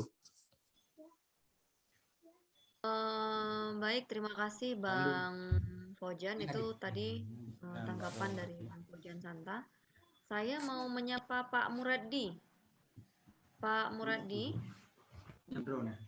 beliau ada Syekh nih, Syekh Bang Fauzan Santa, yang kepala sekolah yang menjadi Syekh nih. Pak Muradi, saya mau tanya. Nah, ini ada nih Pak Muradi. Ya. Mana Bapak? Mohon izin Pak, saya mau ngeliat Bapak dulu nih. Yang mana ya Pak Muradi? Halo, Assalamualaikum. Waalaikumsalam. Ini Syekh nih Pak Bang Fauzan Santa. Ya, alhamdulillah. Syekhnya Rapai Pulut Grimpeng. Pak Muradi, Iya. Pak, ke video. Assalamualaikum. Waalaikumsalam. Jelas Assalamualaikum. suaranya. Tinggal di proses. Jelas, Pak. Pertama-tama kami mohon maaf, yaitu kami dari Kepala SD Negeri 8 Kuta Blang, kami Pak, juga izin, punya Pak, wajahnya, grup, Pak. itu grup RPI Pulau Grimpeng dari Desa Blangme, Kecamatan Kuta Blang. Yang baru-baru ini atau beberapa bulan yang lalu itu saya bersama dengan Ibu Novi yang mau mewakili Indonesia ke Mesir. Hanya itu, terima kasih sekali kepada Ibu Novi yang telah memfasilitasi yaitu masalah yang kita ikuti pada hari ini. Pertama sekali yang ingin kami tanyakan yaitu mengenai yaitu pegiat seni yang mungkin itu syekh atau masalah yang pernah berbuat itu belum pernah ada yang diberikan sertifikat.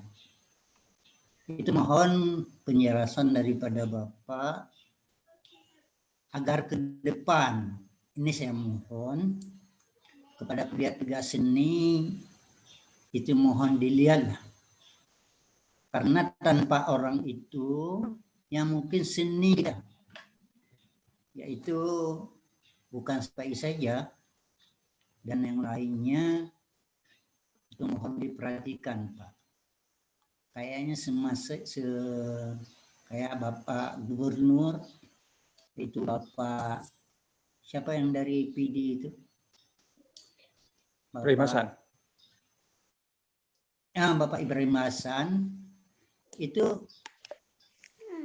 semasa Bapak itulah yang seni itu yang muncul di mana-mana, yaitu terutama sekali yaitu tarian-tarian Aceh atau kesenian-kesenian dari Aceh.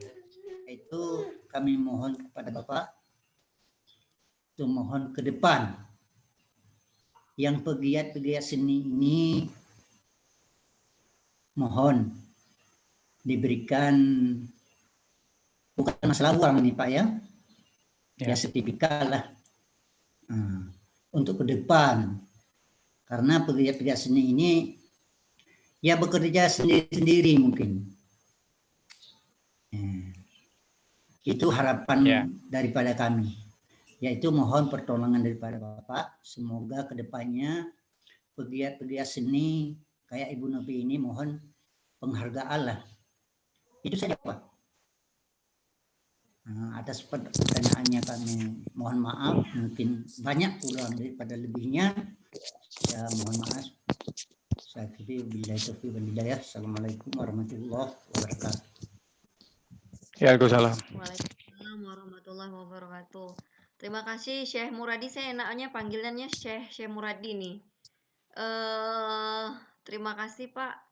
Padahal beliau yang senior daripada saya, tapi senang sekali. Biasa senior senang membesarkan anak buahnya ini.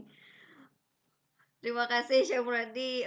Padahal beliau sudah membantu saya waktu Aceh International Percussion dalam rangka pertunjukan massal kita beberapa tahun lalu, dan Rapai Pulau Grimpeng juga alhamdulillah bersama kami tampil di Six Damanhur Folklore waktu itu di Kairo dan mendapat penghargaan terbaik.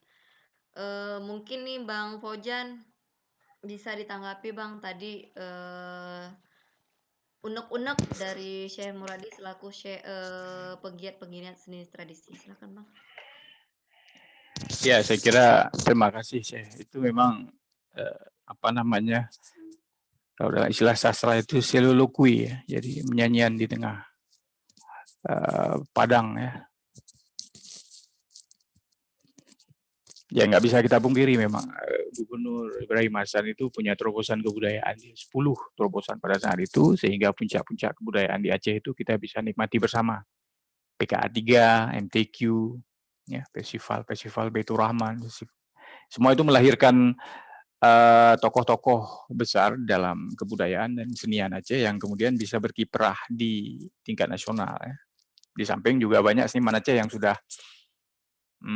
sukses di tingkat nasional kembali ke Aceh pada saat itu ya. Pak Ade Pirus, kalau di seni rupa ya, ada Pak Dian Sahar di Jogja juga. Bahkan juga nama Syekh Lagenta dulu juga yang kasih juga masa-masa beliau ya oleh Pak Hashimi ya, kalau nggak salah saya. Jadi ketika sistem politik ya sudah betul-betul menomorsatukan kebudayaan. Ya. Artinya apa? Apapun yang diambil menjadi kebijakan politik mungkin pada saat itu ya harus punya cermin dari sikap kebudayaan kita tadi. Nah mungkin nggak tahu apakah sekarang kita bisa merasakan hal itu ya. Ya. Kemudian yang kedua masalah sertifikasi ya, itu ada istilahnya sertifikasi seniman, itu dulu ada dilakukan di kementerian juga, banyak juga ditentang sama teman-teman seniman yang katanya ini seniman udah kayak pegawai katanya ini kan punya sertifikat segala macam. Tapi sebenarnya itu penting. Itu penting karena apa? Apabila kita misalnya bekerja secara profesional ya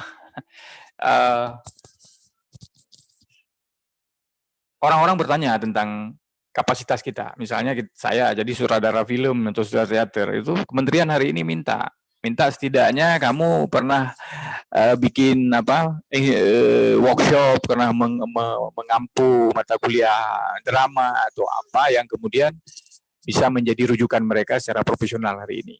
Makanya butuh sertifikat, ya. Nah itu yang kemudian dilakukan oleh kementerian dan nggak tahu juga hari ini sejauh mana responnya. Dan itu sebenarnya dari Rangkang sendiri bisa menginisiasi sebenarnya untuk mengumpulkan itu dan kemudian komunikasikan ke kementerian, ke dirjen bagaimana ini. Misalnya ada beberapa tokoh, apa yang bisa diberikan dukungan mereka, apa dukungan finansial, dukungan peralatan, fasilitas. Itu yang pertama misalnya. Harus ada fasilitator juga dari BIRN misalnya. Ya. Nah, kemudian yang ketiga, anak-anak sekolah tadi. Anak-anak sekolah itu harus ketemu maestro seperti Syekh Munadi tadi. Dibawa itu di perjalanan kesenian itu ke rumah dia atau ke sanggar dia. Lebih bagus saya kira seperti itu daripada syekhnya diajak ke sekolah. Kalau diajak ke sekolah dia nggak menemukan atmosfer bagaimana penciptaan tari, penciptaan kreatif, bagaimana syekh misalnya duduk di bawah pohon di atas batu sambil ngerokok untuk menemukan inspirasi tari misalnya. Nah itu penting. Ya walaupun nggak merokok depan anak-anak, tapi anak-anak perlu tahu proses personalnya seorang maestro. Nah gitu juga misalnya yang Kuhapli tadi maestronya bagaimana cara dia memotong daun pisang nggak sembarangan, motong yang muda. Nah itu yang saya kira maaf nih ada pasukan kecil di belakang. Jadi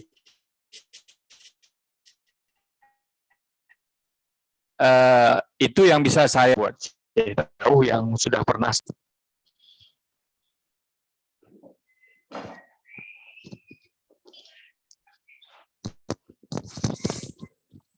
Halo? Jaringannya nih kayaknya Bang. Jaringan di Tadi dengar? Bang. Dengar. Tadi dengar semua? Dengar. Yang alhamdulillah. Ya, berarti itu Muradi tanggapan dari Bang Fojan Santa. Mungkin ini bersama-sama kita perjuangkan nantinya bukan saja seniman yang ada di Biren tapi di Aceh karena kayaknya hampir semua mirip seperti itu. Tapi kami dari tim kami atas nama saya pribadi terima kasih buat Syekh Muradi yang selama ini memang suka kami gangguin, minta tolong selalu bertanya karena apapun beliau senior tapi tidak menganggap dirinya senior. Ini luar biasa. Selalu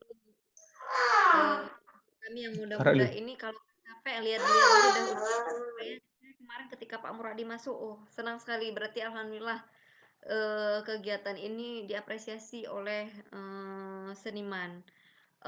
Baik, ini ada pertanyaan lagi. Terima kasih Pak Muradi. Kita masuk ke Ibu Salwani. Bang Fojan masih bersama kami, Bang?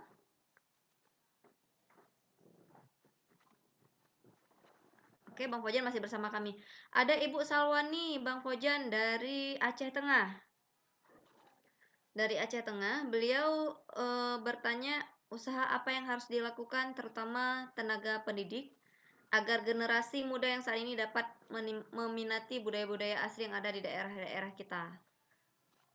Itu gimana Bang? Karena sekarang selagi anak muda lebih banyak menyenangi budaya dari luar. Silakan Bang.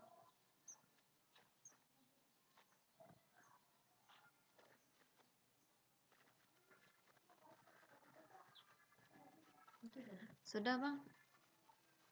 Di unmute dulu.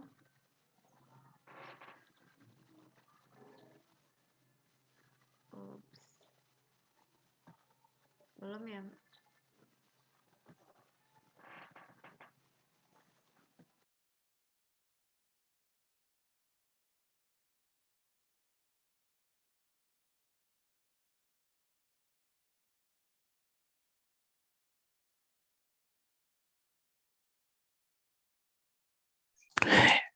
Ya udah, jadi saya kira udah dengar ya. Jadi,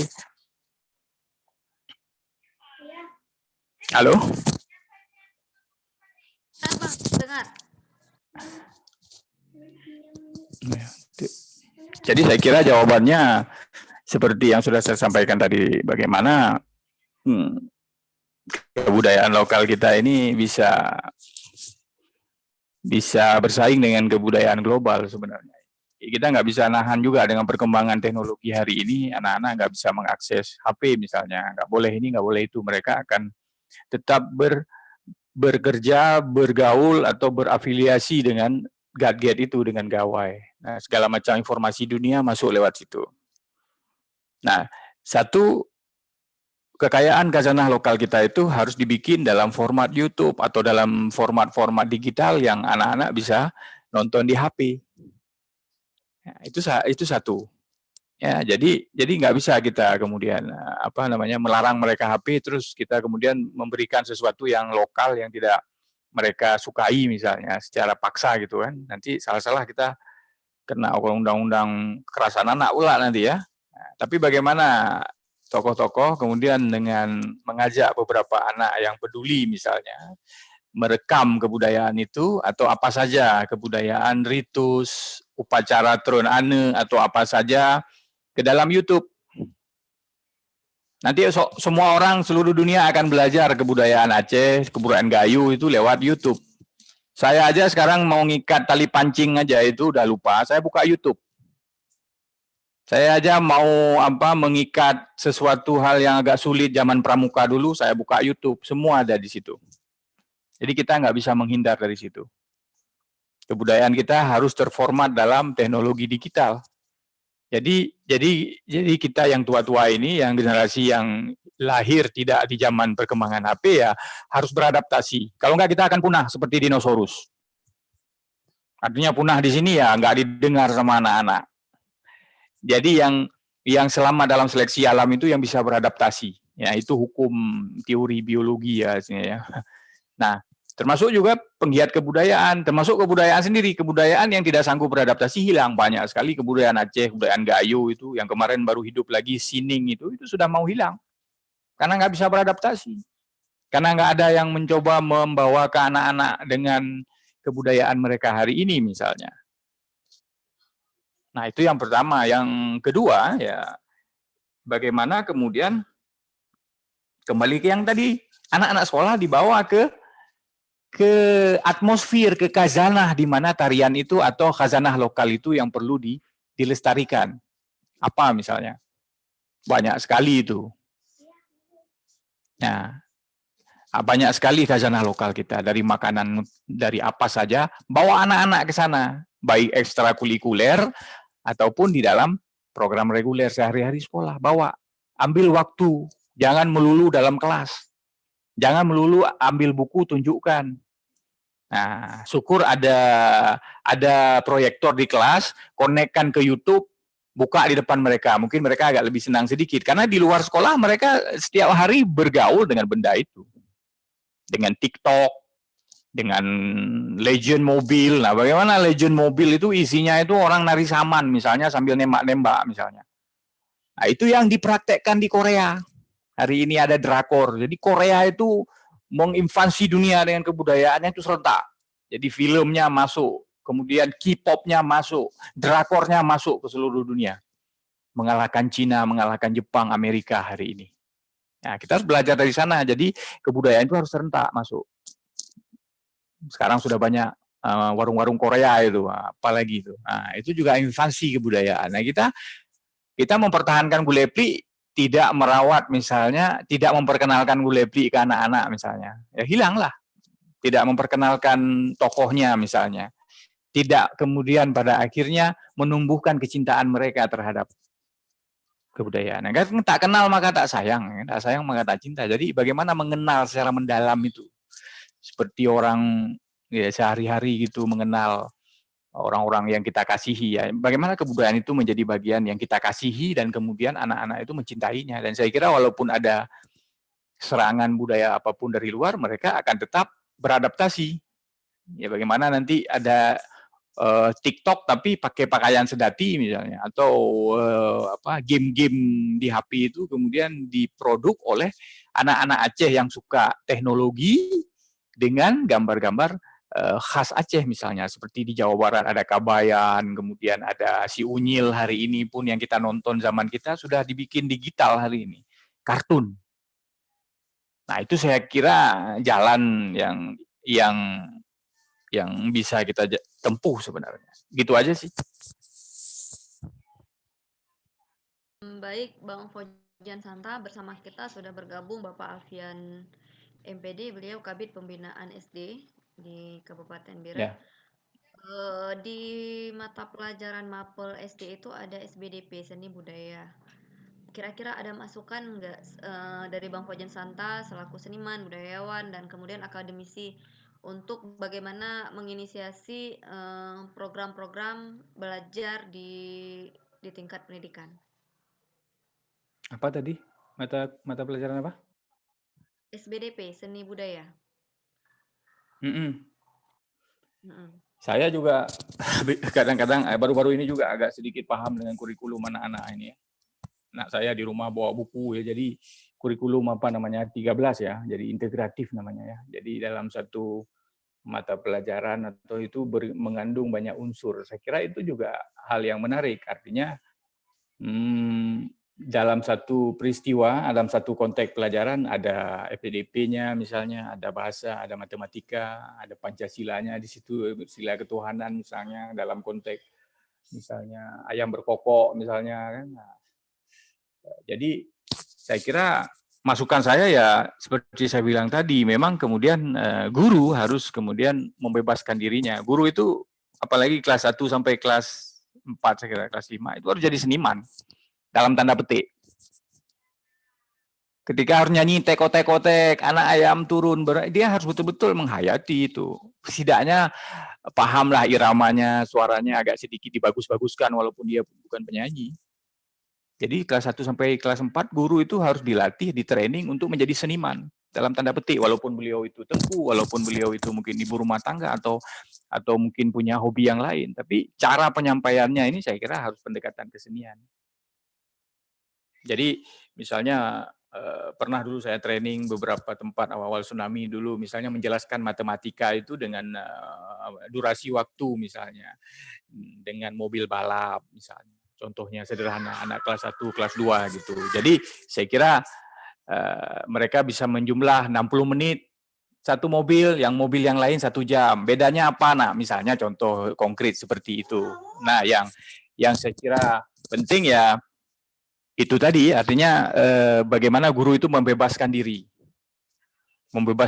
dari misalnya saya nggak bisa misalnya, atau saya malu di depan anak-anak, itu saya kira harus dipinggirkan dulu, karena ruang kelas itu harus menjadi panggung bagi ibu, apalagi dengan kurikulum 13 itu yang saya kira memang sangat sangat lengkap, komplit ya. Jadi nggak kayak kita dulu. Kalau kita dulu pelajaran PMP 1 guru, pelajaran agama 1 guru. Nah, sekarang ini sudah disatukan gitu ya, tujuannya supaya anak-anak itu melihat kenyataan sehari-hari itu integral, jadi tidak separuh-paruh. Ya, kenapa ada orang yang berlaku seperti ini? Ya, mungkin lingkungannya seperti itu, atau kemudian dia hidup di dalam masyarakat yang bagaimana misalnya. Jadi nggak hitam putih kemudian orang salah benar. Saya kira pendekatannya itu secara praktis itu yang bisa saya sampaikan sejauh pengalaman saya sih, ya, untuk apa namanya, untuk anak-anak di rumah atau kemudian yang tingkat-tingkat SD ya, SPDP itu ya, seni budaya. Ini seni budaya memang ya secara khusus sudah memang bagian dari kesenian kita tadi ya. Ya kalau perlu hadirkan lagi Bapak Syekh Munadi ke kelas misalnya, ngajarin beberapa teknik sedati misalnya. Atau apa. Saya kira itu dulu Novi. Ini sudah bergabung sama kita Pak Suhendri yang tadi agak terkendala jaringannya. Silahkan Pak Suhendri.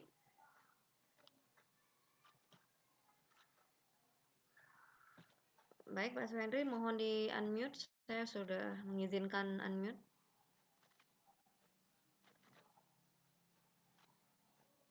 Belum masih di unmute dulu Pak di ininya.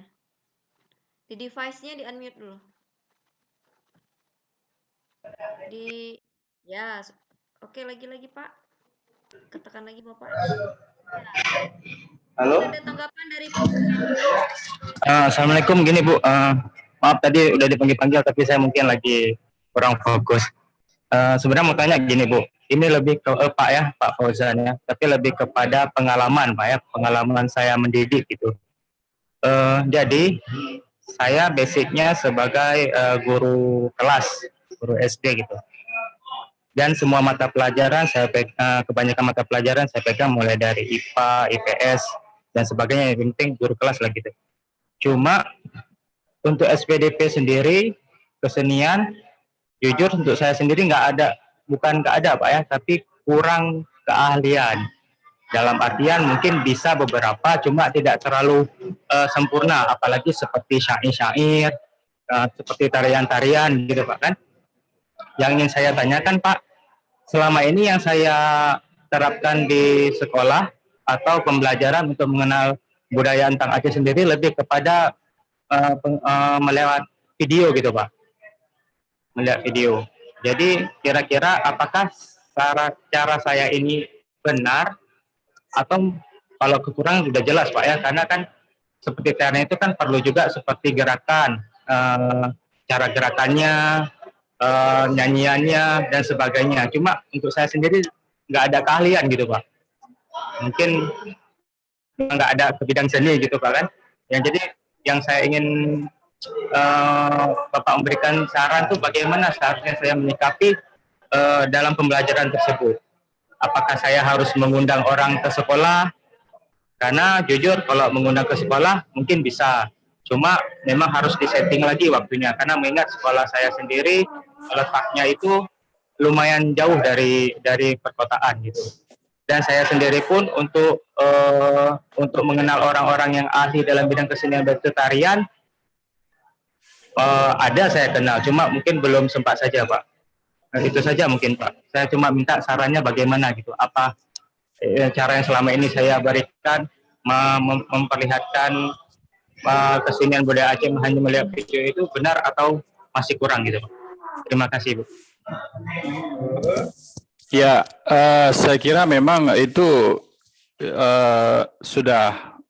sudah maju ya, penggunaan multimedia itu sudah maju videonya. Tapi kemudian ya kita sebagai ya saya kira itu sudah oke itu, artinya penggunaan video atau teknologi multimedia itu ya.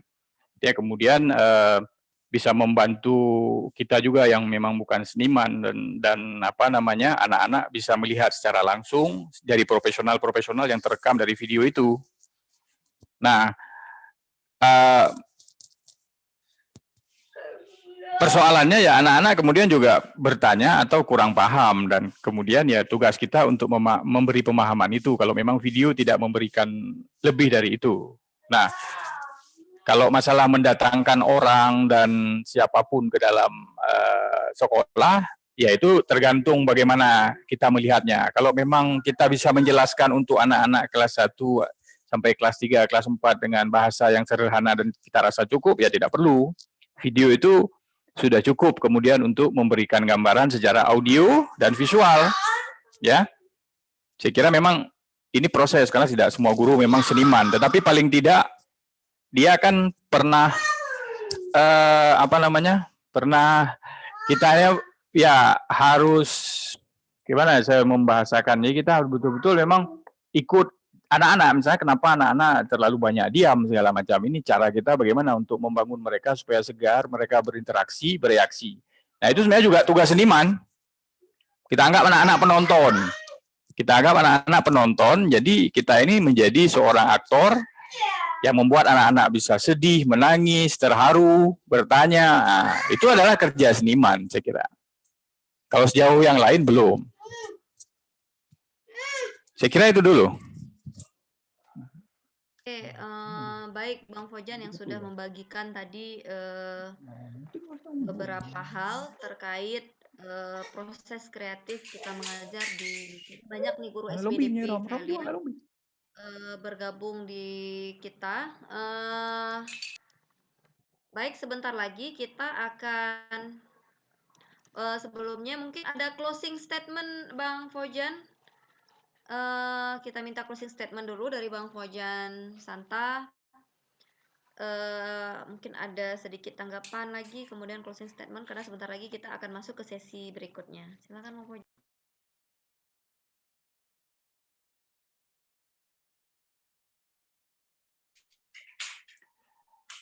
Statement saya ya sesungguhnya ya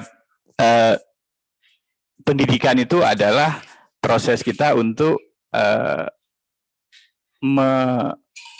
mewariskan kebudayaan dan kemudian memajukan kebudayaan.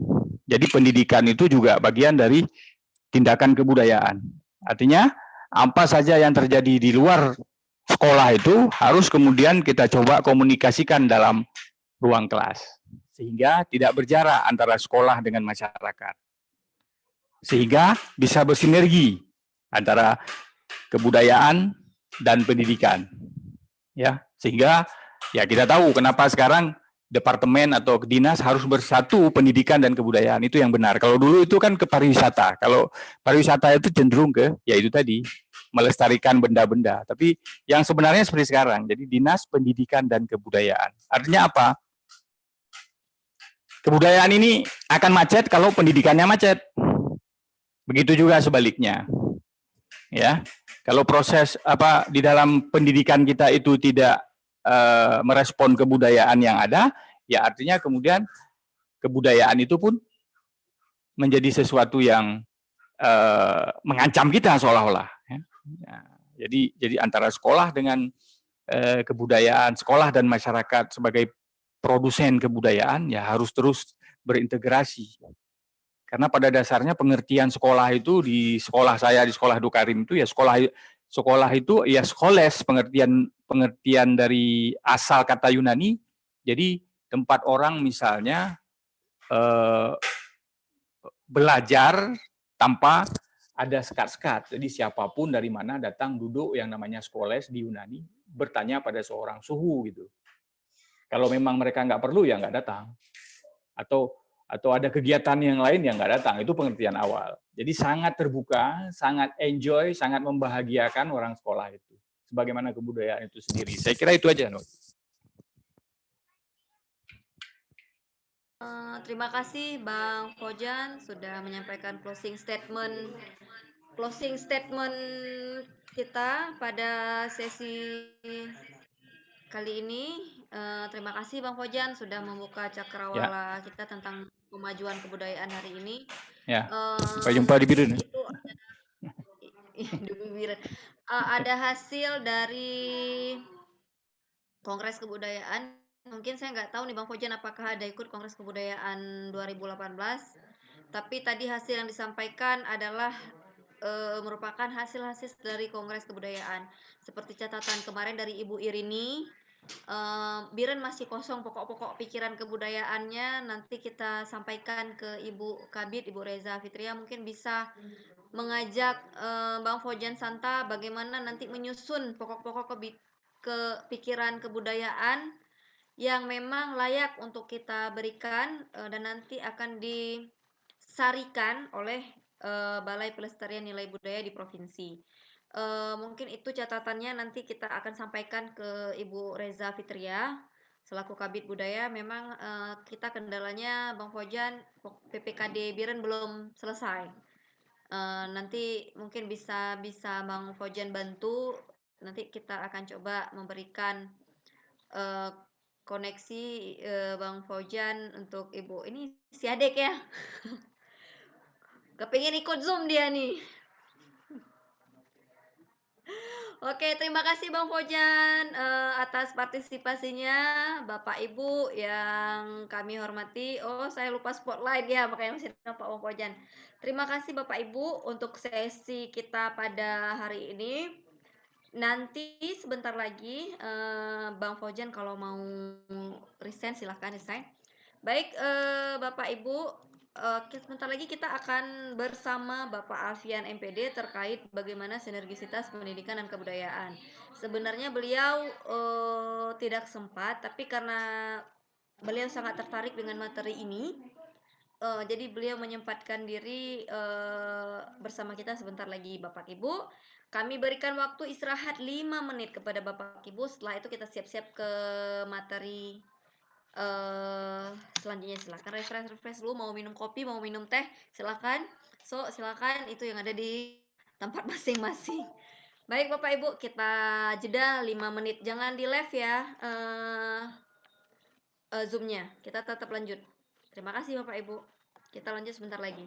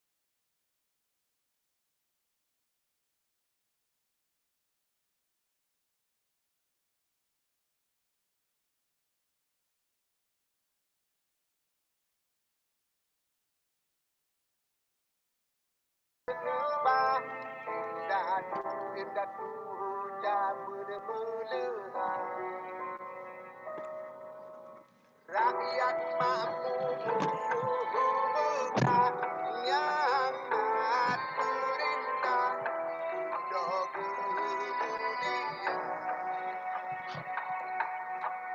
Trongan lihat kita akai kedua Kupun suruh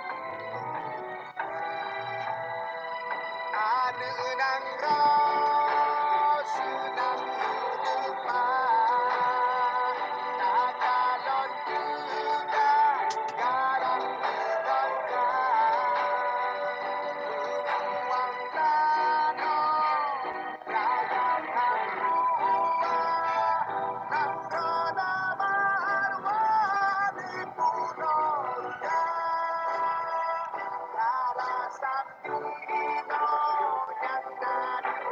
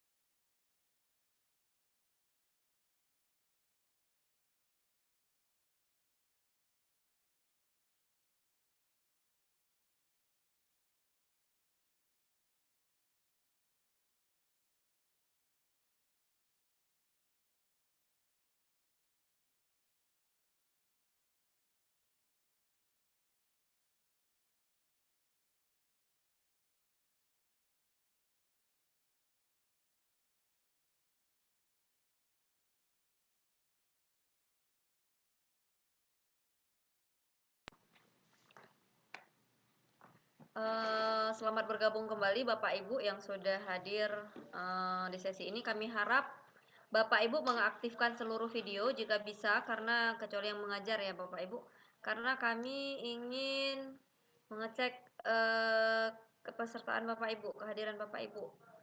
Ini ada Pak Ibu Nurmala, Ibu Fatimah, Ibu Sukmawati, Arfiah, Pak Jufri, Ibu Khairiah SPD. Kami mohon untuk mengaktifkan videonya. Baik Bapak Ibu, sambil Bapak Ibu koneksi video ini, kita punya polling yang harus diisi para peserta. Ini masih ada yang masuk-masuk nih. Para peserta silahkan diisi. Sebentar lagi nanti kita akan update siapa yang akan benar semua nih. Ya, kita akan ada kuis. Silahkan mengisi. Kami kasih waktu 5 menit. Bismillahirrahmanirrahim.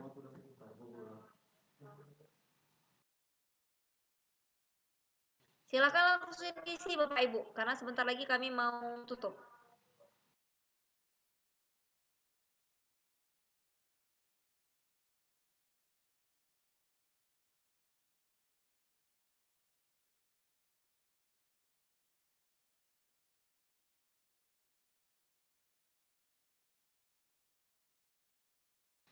Silakan langsung diisi Bapak Ibu, polling atau kuis yang sudah tampil di tampilan Bapak Ibu.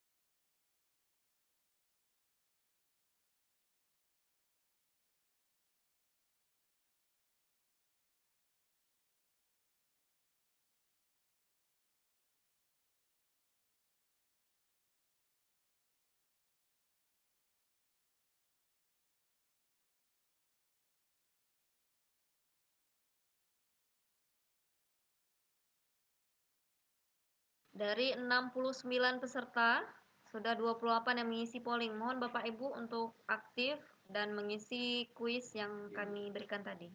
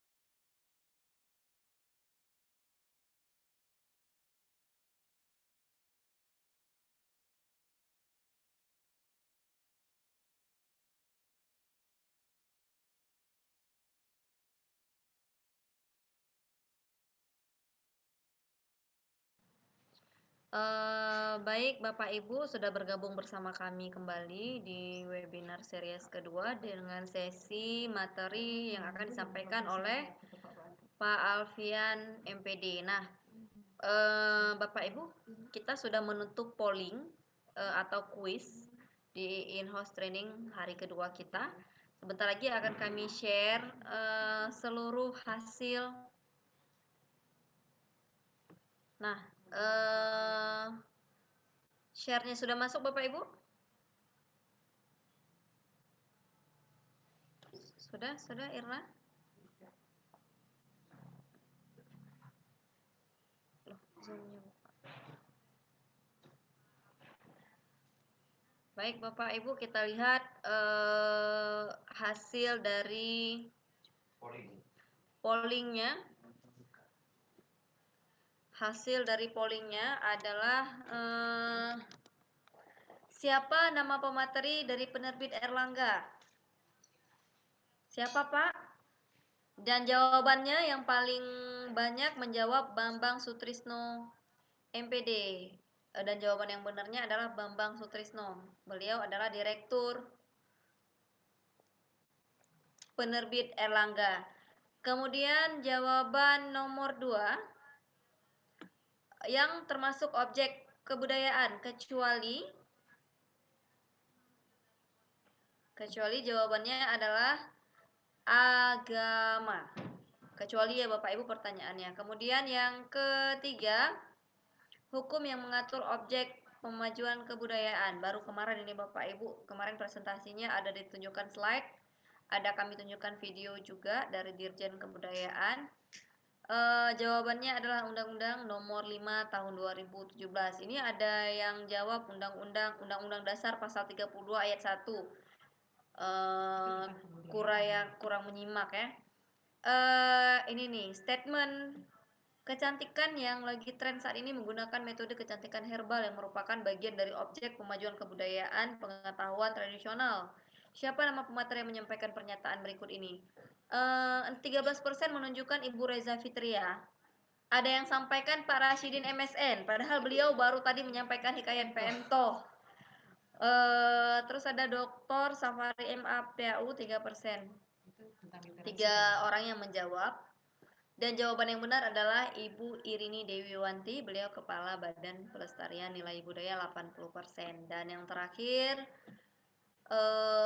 siapa saja nama pemateri di hari kedua, kecuali pada hari pertama, ya sorry maaf, kecuali masih ada yang menjawab Ibu Reza Fitria, Ibu Irini, Dr. Safari, berarti tidak mengikuti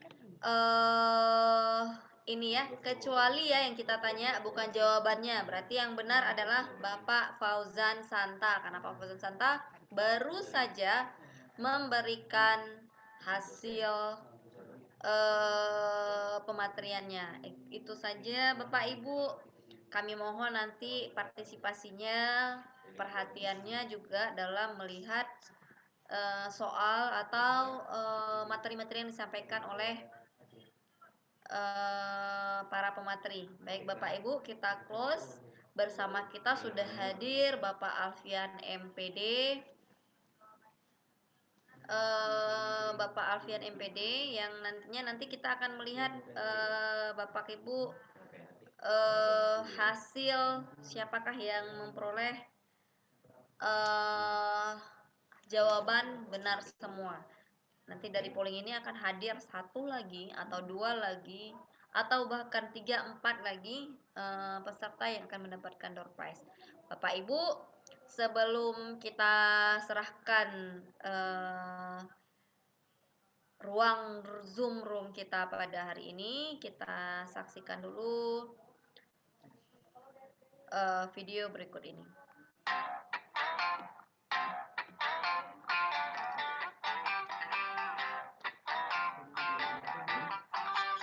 Seru belajar kebiasaan baru agar selamat selalu, ini panduan untukmu.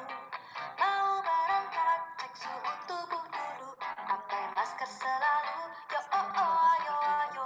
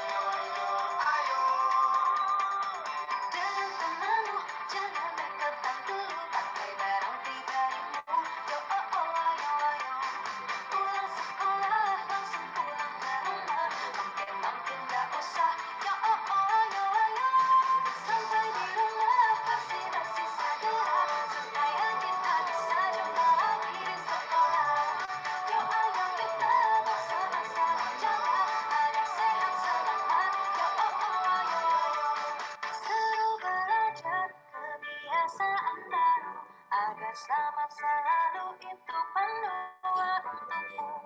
Seru belajar kebiasaan baru.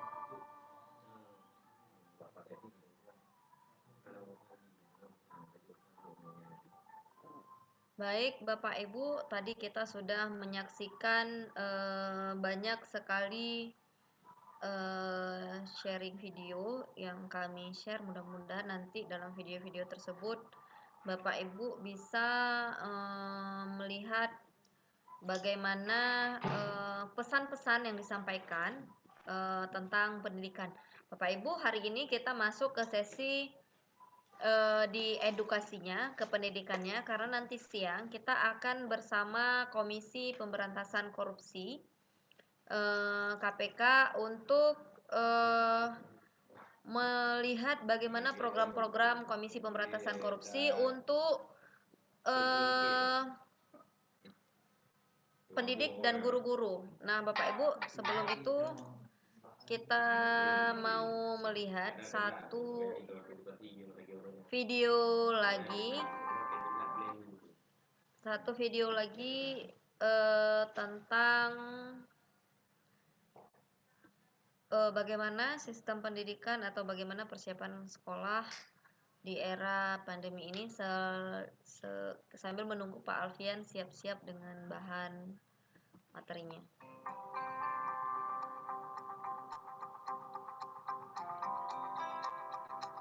Bapak dan Ibu, sebagai kepala sekolah, kita bertanggung jawab untuk satu, mengisi daftar periksa kesiapan pembelajaran tatap muka melalui laman Dapodik atau laman MIS.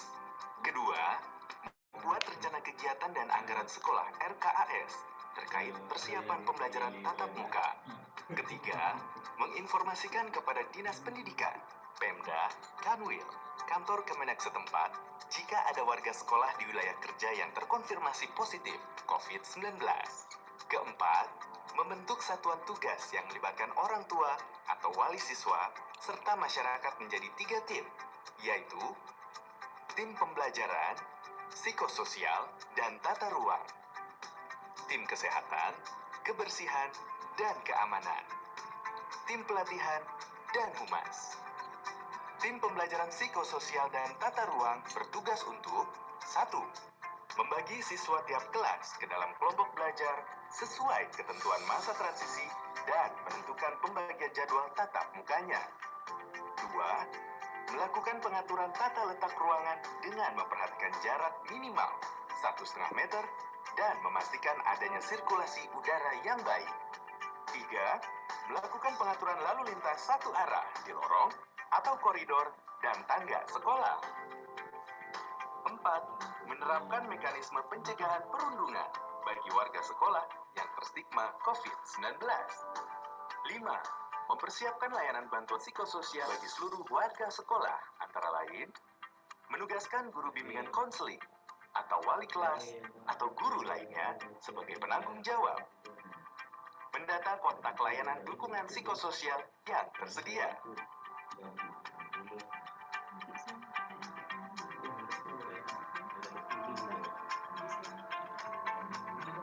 Tim berikutnya adalah tim kesehatan, kebersihan, dan keamanan yang bertugas untuk 1.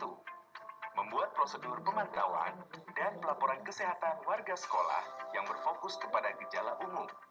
Pemantauan kesehatan ini dilaksanakan setiap hari sebelum masuk gerbang sekolah. Jika warga sekolah memiliki gejala demam, batuk, sesak nafas, sakit tenggorokan, dan atau pilek, wajib kembali ke rumah. Lakukan isolasi mandiri selama 14 hari, dan jika memburuk, bawa ke vaskes terdekat. Jika warga sekolah teridentifikasi punya riwayat kontak dengan orang terkonfirmasi positif COVID-19, tim menghubungi keluarga atau orang terdekat agar diantar ke vaskes terdekat. Laporkan juga ke kepala sekolah. Jika terdapat orang yang serumah dengan warga sekolah teridentifikasi gejala COVID-19, maka tim ini harus melapor ke kepala sekolah dan minta warga sekolah tersebut untuk isolasi mandiri selama 14 hari. Jika terdapat warga sekolah yang tidak hadir karena sakit dan memiliki gejala demam, batuk, sesak nafas, sakit tenggorokan, dan atau film. Maka tim ini harus melaporkan kepada kepala sekolah serta minta warga tersebut untuk isolasi mandiri selama 14 hari. Isolasi mandiri warga sekolah harus dipantau dan dilaporkan setiap hari kepada kepala sekolah. Hasil pemantauan kesehatan dan ketidakhadiran warga sekolah direkap dan dilaporkan setiap hari kepada sekolah. 2. Memberikan informasi kebutuhan penyediaan sarana prasarana kesehatan dan kebersihan sesuai daftar periksa. 3. Memastikan pembersihan dan disinfeksi sekolah setiap hari selama seminggu sebelum penyelenggaraan pembelajaran tatap muka dan setiap hari setelahnya. 4. Membuat prosedur pengaturan pedagang kaki lima dan warung makanan di sekitar lingkungan sekolah. Pada masa transisi, pedagang kaki lima dan warung di sekitar sekolah dilarang beroperasi. Pastikan juga tim berkoordinasi dengan aparatur daerah setempat untuk mengawasi dan menertibkan pedagang kaki lima dan warung makanan.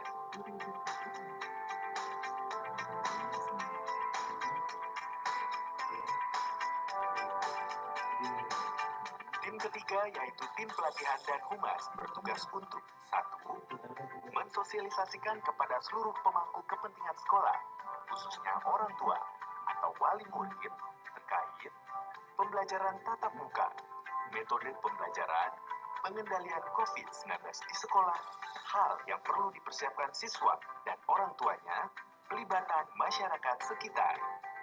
2. Membuat dan menempelkan informasi dan edukasi mengenai pencegahan penularan COVID-19 di area strategis di sekolah. 3. Memfasilitasi dan mengadakan pelatihan kepada petugas kebersihan sekolah terkait tata cara pembersihan dan disinfeksi yang benar. 4. Menyampaikan protokol kesehatan untuk tamu sekolah. Demikian prosedur yang harus disiapkan oleh sekolah sebelum pembelajaran tatap muka dimulai. Yuk, bersama kita jaga agar seluruh warga sekolah selalu sehat dan selamat.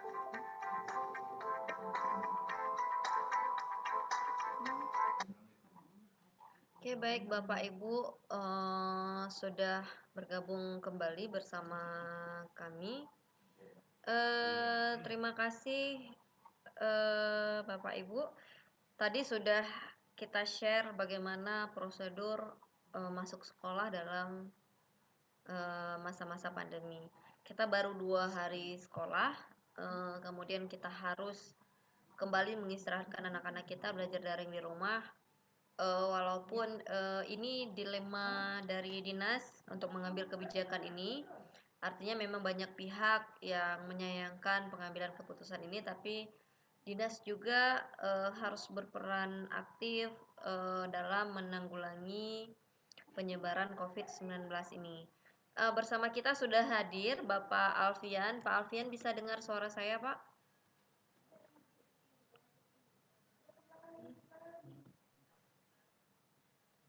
Sudah, baik Bapak Alfian sudah mendengar suara kami. Iya.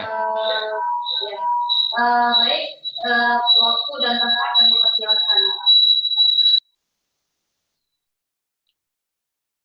Baik, terima kasih. Bapak Ibu. Assalamualaikum warahmatullahi wabarakatuh. Terima kasih sebelumnya saya ucapkan kepada panitia yang telah mempercayakan saya untuk bergabung bersama Rangkang Sastra. Ini luar biasa kinerjanya. Kemudian kepada Pak Fauzan Santa tadi ya dari UIN, kemudian Ibu dari UPTD Budaya Banda Aceh, Ibu apa tadi namanya, Ibu Eliswardi ya. Kemudian Bapak Ibu Kepala Sekolah dari Kabupaten Biren dari afiliasi masing-masing, kemudian Bapak Ibu Guru, terima kasih telah bergabung. Ini merupakan bagian dari peningkatan kompetensi kita dan mudah-mudahan kita mendapat materi yang baik pada hari ini. Baik Bapak Ibu, sebelum saya memasuki pada materi, saya ingin menyampaikan bahwa mungkin ini peci yang saya pakai ini mungkin salah satu peci kebanggaan orang Aceh hari ini.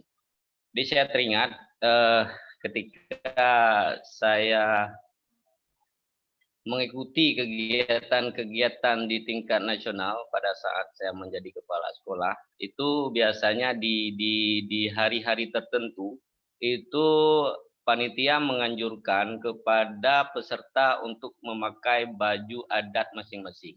Jadi bayangkan Bapak Ibu, kalau saya harus pakai baju lintu, peci lintu, kepiah mukutub yang runcing itu tentu sangat ribet.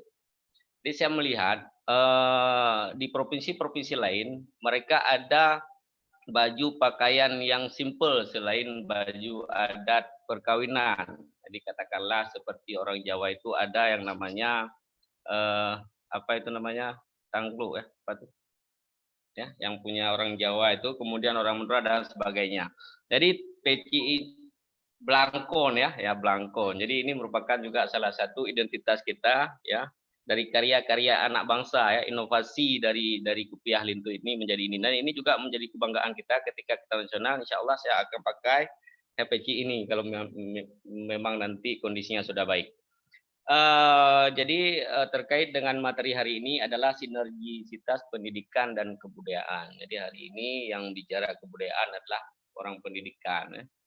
Jadi tentu ini adalah salah satu hal yang sudah sinergi artinya.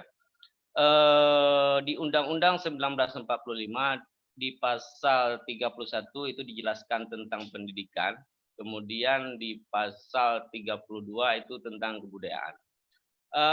Kalau prinsip atau menurut saya bahwa hakikat dari pendidikan itu adalah sebenarnya terciptanya sebuah kebudayaan. Mungkin kita sepakat dan mungkin oke, ini sudah ada slide-nya. Ya, mungkin kita semua sepakat kalau kita mau melihat definisi pendidikan dan kebudayaan itu merujuk pada Kamus Besar Bahasa Indonesia edisi keempat, di mana dikatakan bahwa pendidikan adalah proses mengubah sikap tata laku seseorang atau kelompok orang dalam usaha mendewasakan manusia melalui upaya pengajaran dan pelatihan. Nah, kemudian kebudayaan adalah hasil kegiatan dan penciptaan batin atau akal budi manusia seperti kepercayaan, kesenian, dan adat istiadat. Nah, di sini jelas bahwa hasil akhir dari pendidikan ini adalah kebudayaan. Saya ingin membawa sedikit kepada kurikulum kita 2013 di kurikulum nasional. Mungkin bisa di next slide ya. Nah ini. Nah, kita melihat di tabel ini bahwa di jenjang SD itu knowledge atau pengetahuannya itu porsinya lebih sedikit. Ya, kemudian skill atau kompetensinya itu agak besar sedikit, tetapi lebih besarnya di attitude ya atau karakter ya atau karakter dari peserta didik itu. Nah, ini juga terkait dengan nawacita Presiden tentang revolusi mental yang kemudian dituangkan dalam pendidikan, penguatan pendidikan karakter. Bisa di next. Nah, ini dia. Gerakan revolusi mental sesuai dengan Permendikbud nomor 23 tentang penumbuhan budi pekerti. Kemudian Perpres 87 2017 tentang PPK. Yang PPK ini bertujuan untuk membangun dan membekali peserta didik sebagai generasi emas 2024, kemudian mengembangkan platform pendidikan yang meletakkan karakter sebagai jiwa utama dengan memperhatikan keberagaman kebudayaan. Nah, artinya kebudayaan kita hari ini di Indonesia adalah kebudayaan antar provinsi yang menjadi kebudayaan nasional. Nah, disinilah hadir atau perlunya pendidikan dalam mengembangkan kelestarian kebudayaan yang ada di Indonesia. Oke, next. Nah, kita melihat ya dari pendidikan karakter di sekolah itu, proses pembelajaran melalui kurikulum itu diajarkan. Kemudian karakter baik yang diajarkan itu dibiasakan sehari-hari di sekolah, di rumah, dan di masyarakat. Kemudian kebiasaan itu dilatih secara terus-menerus, dan kemudian menjadi kebiasaan dan menjadi karakter. Setelah karakter ini terbentuk, maka kemudian ini menjadi budaya. Salah satunya adalah budaya-budaya baik di sekolah. Dengan melakukan pembiasaan-pembiasaan setiap hari, sehingga karakter-karakter baik ini menjadi kebudayaan yang baik. Oke, selanjutnya. Nah, saya sedikit masuk ke bagaimana kemudian pembelajaran di masa pandemi. Menurut instruksi bersama 4 menteri, bahwa untuk SD itu paling cepat proses belajar tatap mukanya itu di September, ya 2 bulan setelah Juli. Ini adalah masa transisi. Kemudian di September mudah-mudahan kita bisa melakukan tatap muka yang kemudian 2 bulan berikutnya diikuti oleh PAUD atau TK. Nah, Bapak Ibu,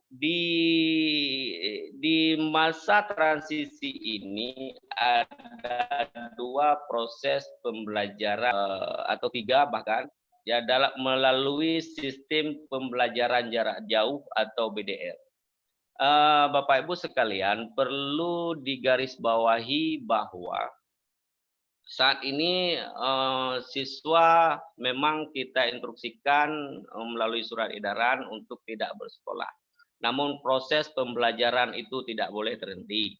Ya, proses pembelajaran itu tidak boleh berhenti. Maka oleh karena itu kita menganjurkan buat guru-guru tetap bersekolah dalam mempersiapkan bahan-bahan ajarnya. Jadi bahan-bahan ajar yang dipersiapkan adalah yang pertama melalui daring atau dalam jaringan, atau melalui luring. Atau yang ketiga adalah perpaduan antara keduanya, antara luring dan daring. Bapak Ibu sekalian, Ibu guru, kepala sekolah dan wali siswa, syarat untuk melakukan proses pembelajaran jarak jauh melalui daring itu, yang pertama pastikan dulu bahwa sekolah, guru atau siswa tersebut punya koneksi internet yang kuat. Ya, jadi kalau koneksi internetnya kuat, baru boleh melaksanakan pembelajaran melalui daring. Yang ini bisa menjadi catatan. Kemudian yang kedua adalah ada sarananya, ada gadgetnya, ada HP-nya. Ya, jadi jangan kemudian nanti sekolah memaksakan peserta didiknya untuk melakukan pembelajaran daring sementara siswa itu tidak memiliki HP. Yang ketiga adalah siswa atau guru tentunya mempunyai pulsa, ya. Ini hal yang wajar. Tetapi kita juga melalui Juknis baru BOS itu memberi kelonggaran bahwa sekolah boleh mengalokasikan pulsa untuk guru, untuk siswa dalam proses pembelajaran melalui daring. Yang keempat yang terpenting adalah kemampuan guru. Ya, kemampuan guru dalam memanfaatkan teknologi ini. Jadi tidak ada arti ketiga-tiganya kalau misalnya kemampuan guru itu tidak mampu menjalankan proses ini. Ya. Nah, kalau misalnya ini tidak terakomodir syarat-syarat ini, maka syarat selanjutnya adalah pembelajaran melalui luring. Yang melalui luring itu adalah melalui tatap muka langsung dengan cara guru mengunjungi rumah-rumah siswa. Saya akan mungkin lagi memformulasikan bagaimana kemudian guru melaksanakan ini. Di masa pembelajaran jarak jauh ini, maka guru boleh mempersiapkan dalam bentuk LK-LK. Nah, LK-LK itu adalah ini saya pikir pembelajaran yang paling konservatif, artinya siswa belajar melalui buku teks dipandu oleh guru secara tertulis yang diantarkan ke rumah-rumah siswa. Kita nanti akan membuat formula kalau misalnya nanti kita diizinkan oleh pimpinan bahwa guru mempersiapkan LK di sekolah, kemudian guru mengantarkan LK tersebut ke rumah-rumah siswa, atau nanti komunikasi dengan wali siswa bahwa LK tersebut diambil di sekolah. Kalau misalnya Senin ini diambil LK1, ketika mengembalikan LK1 itu ke sekolah minggu depan, maka akan mengambil LK yang kedua. Itu salah satu proses pembelajaran luar jaringan atau mengunjungi rumah atau home visit. Yang ketiga adalah perpaduan antara keduanya. Jadi kombinasi, ya ada daringnya, kemudian ada luringnya. Katakanlah prosesnya mungkin sekolah mengirim tugas-tugas itu melalui WhatsApp yang mungkin mudah digunakan. Kemudian nanti hasilnya dijemput oleh guru. Kemudian saya melihat, atau boleh di next, ada beberapa, oke, udah habis ya. Oke, ada beberapa sekolah yang memang kewalahan dalam menghadapi wali siswa, di mana wali siswa tetap berkeinginan buat siswanya sekolah. Namun karena kita terkait dengan instruksi pemerintah melarang, maka saya harap kepada sekolah-sekolah untuk mengikuti instruksi yang sudah kita keluarkan. Apa hal yang bisa kita gunakan? Salah satunya adalah ada beberapa sekolah yang melaporkan bahwa ada guru di desa tersebut dan ada siswa di desa tersebut. Bagaimana kalau kami menggunakan fasilitas-fasilitas desa untuk melaksanakan proses belajar mengajar? Saya pikir selama itu mengikuti protokol kesehatan dan jumlah siswanya itu tidak banyak, itu mungkin tidak ada kendala. Selama nanti koordinasi dengan pihak kampung atau desa itu bagus. Apa yang diajarkan di sana? Salah satunya adalah baik melalui luring ataupun cara yang seperti saya sampaikan tadi, materinya bersifat relaksasi,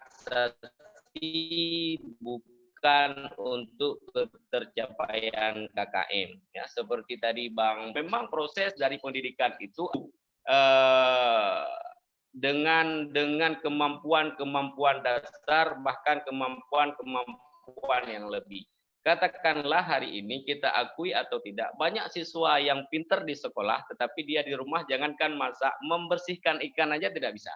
Ya, membersihkan ikan aja tidak bisa. Nah, ini sebenarnya adalah proses pendidikan itu bagaimana siswa itu mampu melaksanakan kegiatan-kegiatan yang ada di luar sekolah. Nah, sehingga apapun yang menjadi materi di sekolah itu menjadi hal yang bermanfaat buat kehidupan siswa. Jangan kemudian pembelajaran yang ada di sekolah itu hanya bersifat kognitif, ya, tidak lebih dari kognitifnya dan keterampilannya itu tidak ada. Kita akui bahwa hari ini banyak guru bahasa Inggris katakanlah yang punya kemampuan grammarnya yang luar biasa, punya kemampuan writingnya luar biasa, tetapi speakingnya itu lemah. Kenapa? Karena praktisnya yang jarang. Nah, jadi oleh karena itu proses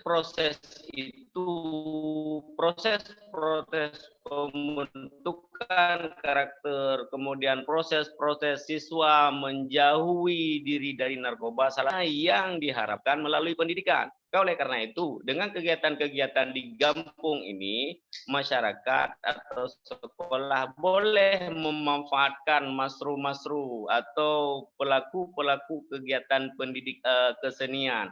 Katakanlah misalnya Syekh Rapai, ajak mereka, rangkul mereka untuk melatih peserta didik atau siswa-siswa di kampung tersebut untuk bisa Rapai. Mohon koordinasi dengan kecil. Ini membutuh peran aktif dan inisiatif dari kepala sekolah. Kemudian juga untuk pembelajaran di rumah. Untuk pembelajaran di rumah, Bapak Ibu, ini mohon juga pendampingan dari kepala sekolah. Saya mengharapkan bahwa pembelajaran yang diberikan atau LK yang diberikan itu lebih sifatnya ke relaksasi. Katakanlah misalnya bagaimana cara memasak gulai pli, begitu Pak Fauzan Santa ya, sehingga nanti ada maestro gulai pli katakanlah.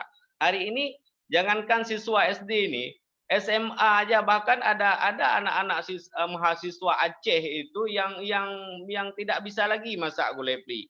mungkin tidak tertutup kemungkinan bahwa 3 tahun, 5 tahun ke depan itu gulai plik saja sudah hilang dari peredaran. Nah, kalau misalnya ini tidak kita awali dari proses pendidikan di sekolah. Maka oleh karena itu saya sangat sependapat bahwa keterhubungan atau sinergitas antara pendidikan dan kebudayaan itu sangat kuat. Maka kemudian pemerintah menempatkan posisi kementerian antara Kementerian Pendidikan itu satu dengan kebudayaan.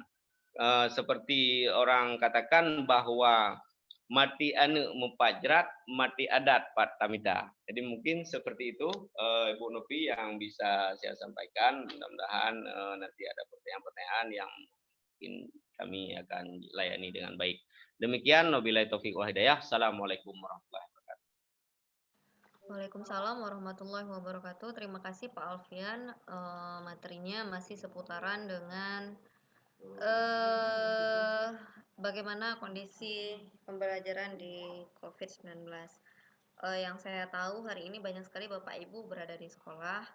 Kebetulan saya mengajar di SD 1 Biren juga. Ada Ibu Kepala Sekolah saya di sini, Bu Fakriah. Dalam rangka ini kita mau ngecek Bapak Ibu sebelum kita maju nanti ke materi bagaimana caranya sekolah mengaktifasi kearifan lokal atau budaya. Saya mau tanya, mau ngecek nih, karena Pak Alfian meminta saya mengecek kehadiran kepala sekolah. Saya mengecek, mohon Bapak Ibu memanfaatkan reaction di fitur Zoom-nya.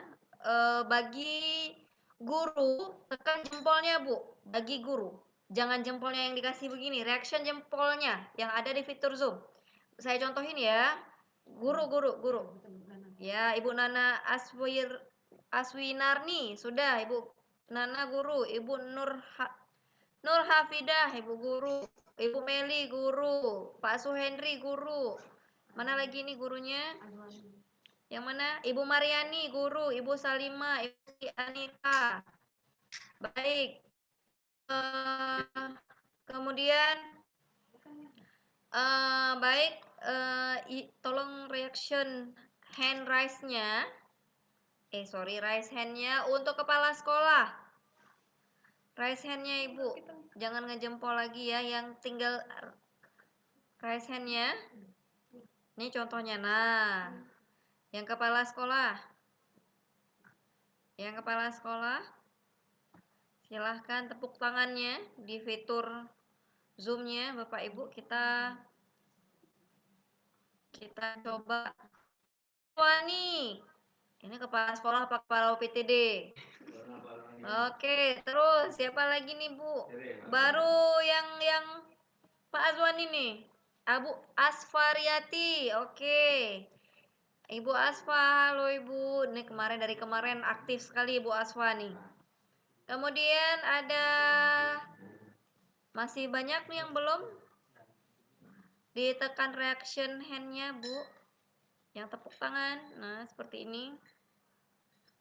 Belum ada yang bisa ya.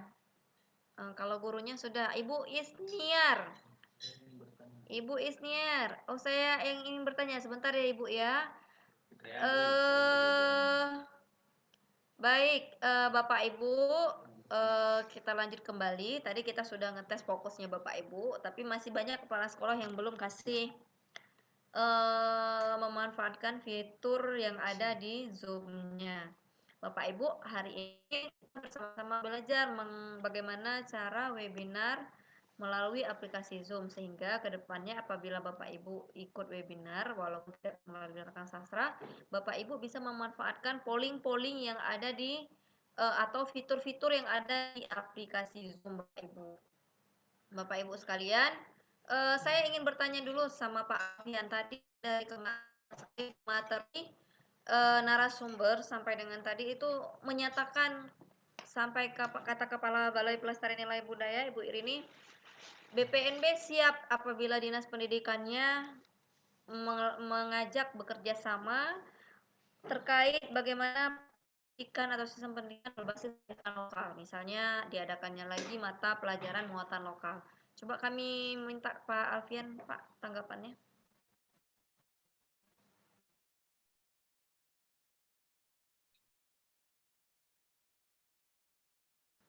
Terkait muatan lokal ya.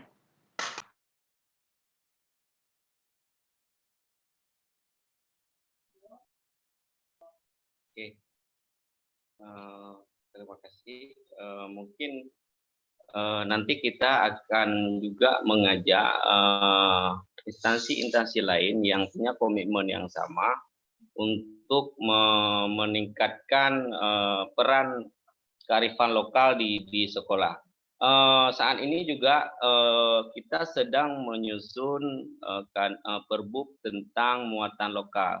Ya, hari ini kita sudah berhasil merumuskan kurikulum tentang kurikulum bahasa Aceh. Nah, untuk ke depan kita akan menginstruksikan salah satunya untuk sekolah, memang kearifan lokal itu sangat penting. Maka dalam waktu dekat ini kita akan melakukan upaya-upaya sosialisasi kepada sekolah-sekolah untuk mengaktifkan atau meningkatkan kearifan lokal itu dimulai dari penyesuaian visi dan misi sekolah. Jadi penyesuaian antara visi dan misi sekolah itu tidak boleh sama. Jadi artinya satu biren itu tidak boleh sama visi misinya. Jadi ada kearifan lokal masing-masing yang dilestarikan menurut kearifan lokal masing-masing. Katakanlah di pegunungan, itu nanti visi dan misi sekolahnya akan berbeda dengan sekolah yang berada di dekat laut misalnya. Nah, jadi oleh karena itu nanti kita mengharapkan juga nanti kita akan sosialisasikan kepada sekolah-sekolah untuk menyesuaikan dulu visi dan misi sekolah, termasuk memasukkan unsur-unsur budaya kesenian di setiap sekolah. Maka kita melalui kerjasama dengan bidang budaya nanti kita akan menginventarisir alat-alat kebudayaan yang ada di sekolah dan kita akan mendorong sekolah untuk mengaktifkan itu alat-alat tersebut. Ini menjadi catatan penting ketika nanti kita memberi limit waktu sekolah tidak mengaktifkan itu, maka alat-alat tersebut akan kita pinjam pakaikan kepada sekolah-sekolah yang berkomitmen untuk melaksanakan kegiatan-kegiatan kesenian di sekolah. Mungkin juga ini menjadi catatan buat para pegiat kesenian, mungkin juga pengalaman saya di sekolah. Kenapa kadang-kadang di satu sekolah itu hanya mampu mengaktifkan kebudayaan atau kesenian itu hanya satu item, katakanlah rapai saja. Ketika sekolah itu mampu mengaktifkan rapai, maka tarian dan segala macam itu mereka tidak mampu lagi. Karena mohon maaf dengan nominasi yang sedikit tinggi ya dari pelatih, karena memang kesenian ini sebenarnya mahal, tetapi tidak semua sekolah itu mampu menghadirkan pelatih-pelatih tersebut. Maka juga mohon kerjasama, inisiatif dan komitmen kita bersama bagaimana kemudian kesenian lokal ini kita aktifkan kembali. Nanti kami dari Dinas Pendidikan akan melakukan event-event yang mendorong sekolah untuk melatih siswanya di sekolah. Kita akan mengadakan event-event perlombaan atau pertunjukan di tingkat kabupaten. Mungkin itu salah satu komitmen kita dan mudah-mudahan dengan bantuan Bapak Ibu dari pegiat kesenian ini bisa terlaksana dengan baik. Mungkin itu Ibu Novi. Terima kasih kepada Pak Alfian yang sudah memaparkan tadi bagaimana sinergisitas antara dunia pendidikan dan kebudayaan. Terima kasih Bapak Ibu. Tadi ada yang mau bertanya. Saya mau cross check dulu Ibu Nur Hafidah ya.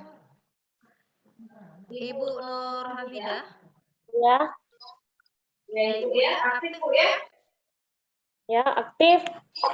Aktif ya Bu. Saya mau cek. Baik, tadi Ibu mengajukan diri untuk bertanya. Silakan Pak Alfian masuk ke waktu kita. Ya Bu Tugas, udah bisa didengar Bu? Iya bisa. Silakan Bu. Silakan. Dari mana asalnya? Kalau dari nama Bu, asal sekolahnya di mana? Ya, Assalamualaikum warahmatullahi wabarakatuh. Salam warahmatullahi. Saya Ibu Nur Hafidah dari SD 15 Jenip. Iya. Saya ingin sebenarnya lebih kepada sharing Pak ya. Mungkin saya sangat bersyukur hari ini bisa jumpa langsung sama Pak Alfian walaupun cuma lewat Zoom aja gitu Pak kan, karena sebelumnya belum pernah bertemu langsung sama Bapak. Nah, yang pertama Pak, mengenai kan kita sudah bahas 2 hari ini tentang hubungan pendidikan dan kebudayaan itu sendiri, di mana hubungan pendidikan dan kebudayaan itu sangat erat sekali kaitannya. Seperti yang dikatakan oleh Pak Fauzan Santa tadi, bahwa pendidikan adalah proses kita untuk mewariskan dan memajukan kebudayaan itu sendiri. Nah, seperti kita ketahui sekarang itu bahwa kebudayaan itu sudah maksudnya sudah agak mulai memudar pada kehidupan kita sehari-hari. Tetapi Pak kan kalau misalnya saya lihat sendiri, sebelumnya saya asal saya dari Banda Aceh, saya pernah mengajar di Banda Aceh selama 1 tahun, dan saya sudah lama di sini di Biren sekitar 5 tahun Pak. Jadi saya lihat di sini walaupun sekarang teknologi itu sudah berkembang sangat pesat, tetapi kebudayaan dari daerah tempat saya mengajar itu sendiri itu masih sangat kental. Salah satunya itu permainan tradisional. Permainan tradisional itu sendiri Pak kan, saya itu sebenarnya sudah lama nggak lihat anak-anak itu misalnya main petak umpet, main keong, kelereng, lompat tali karet, egrang, engklek dan sebagainya. Tetapi di tempat saya mengajar di Desa Blamporo itu permainan tradisional itu masih kental sekali. Di sini saya masih melihatnya. Dan kemudian selain permainan tradisional itu sendiri, mereka itu juga tidak ketinggalan teknologi. Mereka juga mempunyai HP walaupun tidak semua Pak. Nah jadi yang menjadi kendala saya sekarang ini masalah bahasa. Nah bahasa Pak. Walaupun sekarang maksudnya mereka tidak ketinggalan mengenai teknologi, tapi penguasaan bahasa dari masyarakat itu masih sangat kurang. Nah, siswanya itu lebih kental pada bahasa daerahnya daripada bahasa Indonesia sendiri, termasuk orang tuanya. Terkadang kami guru itu sangat susah berkomunikasi sama anak. Kadang-kadang saya mengajarkan bahasa Indonesia, Pak. Ketika saya mengajarkan bahasa Indonesia, sudah saya jelaskan, tetapi nanti ada saja yang kurang, tetapi ketika saya memperjelas lagi dengan menggunakan bahasa Aceh, mereka sudah mengerti dengan materi yang saya ajarkan. Nah, yang jadi pertanyaan saya sekarang ini, apakah salah saya menggunakan bahasa daerah ketika saya mengajarkan ataupun menjelaskan materi kepada siswa? Karena sudah saya coba ngajar pakai bahasa Indonesia, tetapi ada saja materi yang anak itu tidak paham betul. Ketika kita gunakan bahasa Aceh, baru anak paham. Nah, jadi kan saya kadang-kadang, saya memang harus menggunakan bahasa Aceh untuk mengajarkan mereka. Nah, mungkin itu pertanyaan yang pertama, Pak. Apakah salah? Apakah salah saya mengajarkan anak menggunakan bahasa daerah? Kemudian yang menjadi pertanyaan kedua, nah kebetulan saya menarik sekali tadi Bapak bilang masalah pembelajaran kita selama COVID ini, Pak. Nah, selama COVID ini jujur, pada libur 3 bulan pertama itu saya sebenarnya sangat susah memikirkan bagaimana ini saya mengajarkan anak. Sedangkan anak di desa itu rata-rata tidak mempunyai handphone. Nah, kemudian kita mau mengumpulkan anak di sekolah pun Pak tidak bisa seperti itu. Nah, jadi saya kebetulan waktu pengambilan rapor kemarin, pengambilan rapor semester 2, saya mengundang wali murid.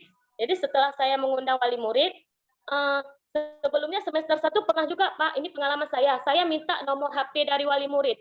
Udah saya sediakan selembar kertas, di situ apabila ada orang tua murid mengambil rapor, tulis nama, kemudian tanda tangan, dan saya butuh nomor handphonenya. Tetapi memang seluruhnya itu tidak memberikan nomor handphone. Katanya tidak punya seperti itu. Jadi semester 2 kemarin saya ganti Pak. Saya ubah di mana saya yang memberikan nomor HP saya, nomor WA dengan nama Facebook saya. Saya print kertasnya, saya berikan kepada orang tua. Bu, ini bukan kita kan maksudnya anak belajar di rumah. Jadi saya tahu kondisi di desa itu bahwa terkendala mungkin tidak mempunyai HP atau sebagainya. Jadi ini Bu, saya rasa zaman sekarang itu pasti 1-2 orang tuh punya HP di desa, ataupun ada punya kakak atau ayahnya seperti itu. Jadi Pak kan saya kasih nomor WA sama nama Facebook saya kepada orang tua itu. Jadi kan selama ini kita udah nggak bisa sekolah lagi. Padahal 2 hari kemarin anak-anak itu semangat sekali. Orang tua pun sangat antusias mengantarkan anak ke sekolah. Nah, jadi saya kan sudah melakukan. Frida, mohon sedikit dipercepat. Oh ya, jadi Pak kan saya kan menggunakan pembelajaran daring dan luring seperti Bapak katakan tadi. Nah, jadi daring kan menggunakan internet, Pak. Jadi siswa saya itu kan tidak punya HP. Tapi saya beritahukan kepada orang tua, Bu, ini tolong bukan walaupun Ibu punya HP, Ibu pinjam sama tetangga, Ibu kirimkan tugas anak Ibu kepada saya seperti itu. Dan saya lihat sejumlah peserta saya 18 peserta didik, alhamdulillah semuanya kirim ke saya Pak, tetapi tidak menggunakan HP sendiri, tetapi kadang-kadang ada HP tetangga. Yang jadi pertanyaan saya, apakah salah saya menggunakan cara seperti ini kepada orang tua, bahwa kalau nggak punya HP sendiri, pakai HP tetangga untuk pinjam, kirim tugas ke saya, seperti itu Pak. Karena tapi saya lihat selama ini orang tua tidak ada masalah, dan semua pembelajaran secara daring dikirimkan. Kita seperti Ya, Judi ya, karena Judi. Tadi mungkin Pak Alfian sudah langsung menangkap. Mempersilakan Pak Alfian untuk menjawab. Baik, terima kasih Ibu Nur Hafidah ya, dari 15 Jinib. Luar biasa nih pertanyaannya. Kenapa banyak pertanyaannya? Karena punya kemampuan yang baik. Ya, jadi orang bertanya itu sebenarnya orang pinter, nah bukan orang tidak tahu apa-apa. Kemarin juga yang ibu yang bercadar itu ya, guru BTK dari SD 15 Jenib kalau nggak salah, saya juga berasal di sana. Jadi menarik dua pertanyaan dari ibu. Yang pertama adalah terkait dengan penggunaan bahasa daerah pada proses pembelajaran. Di pertanyaan Ibu itu mengingatkan saya pada cerita Pak Anas M. Adam, salah satu mantan Kepala Dinas Pendidikan Aceh. Jadi ketika membawa anak-anak atau atlet Aceh lomba lari ke Riau pada saat itu, jadi di startnya itu menggunakan aba-aba menembakkan senjata ke atas. Ya, jadi ada atlet dari Aceh ikut lomba bersama siswa-siswa yang lain seluruh Indonesia di Riau pada event nasional. Jadi ketika juri itu memberi aba-aba dengan menembakkan senjatanya ke atas, siswa dari provinsi lain itu lari mencapai finish. Sedangkan siswa dari Aceh itu tiarap. Karena memang pada saat itu masa konflik. Jadi konflik ini sangat berbekas pada karakter siswa Aceh. Ya. Jadi yang nak lari-lari, siswa ini tiarap, dipikir udah kontak senjata lagi. Ya. Jadi terkait dengan pertanyaan Ibu itu, memang itu salah satu kelemahan siswa kita dalam memahami sebuah bacaan. Dan ini menjadi salah satu indikator kegagalan siswa ketika mengikuti ujian UN. Jadi siswa itu bukan tidak bisa menjawab, tetapi susahnya memahami sebuah pertanyaan karena penguasaan bahasa yang kurang.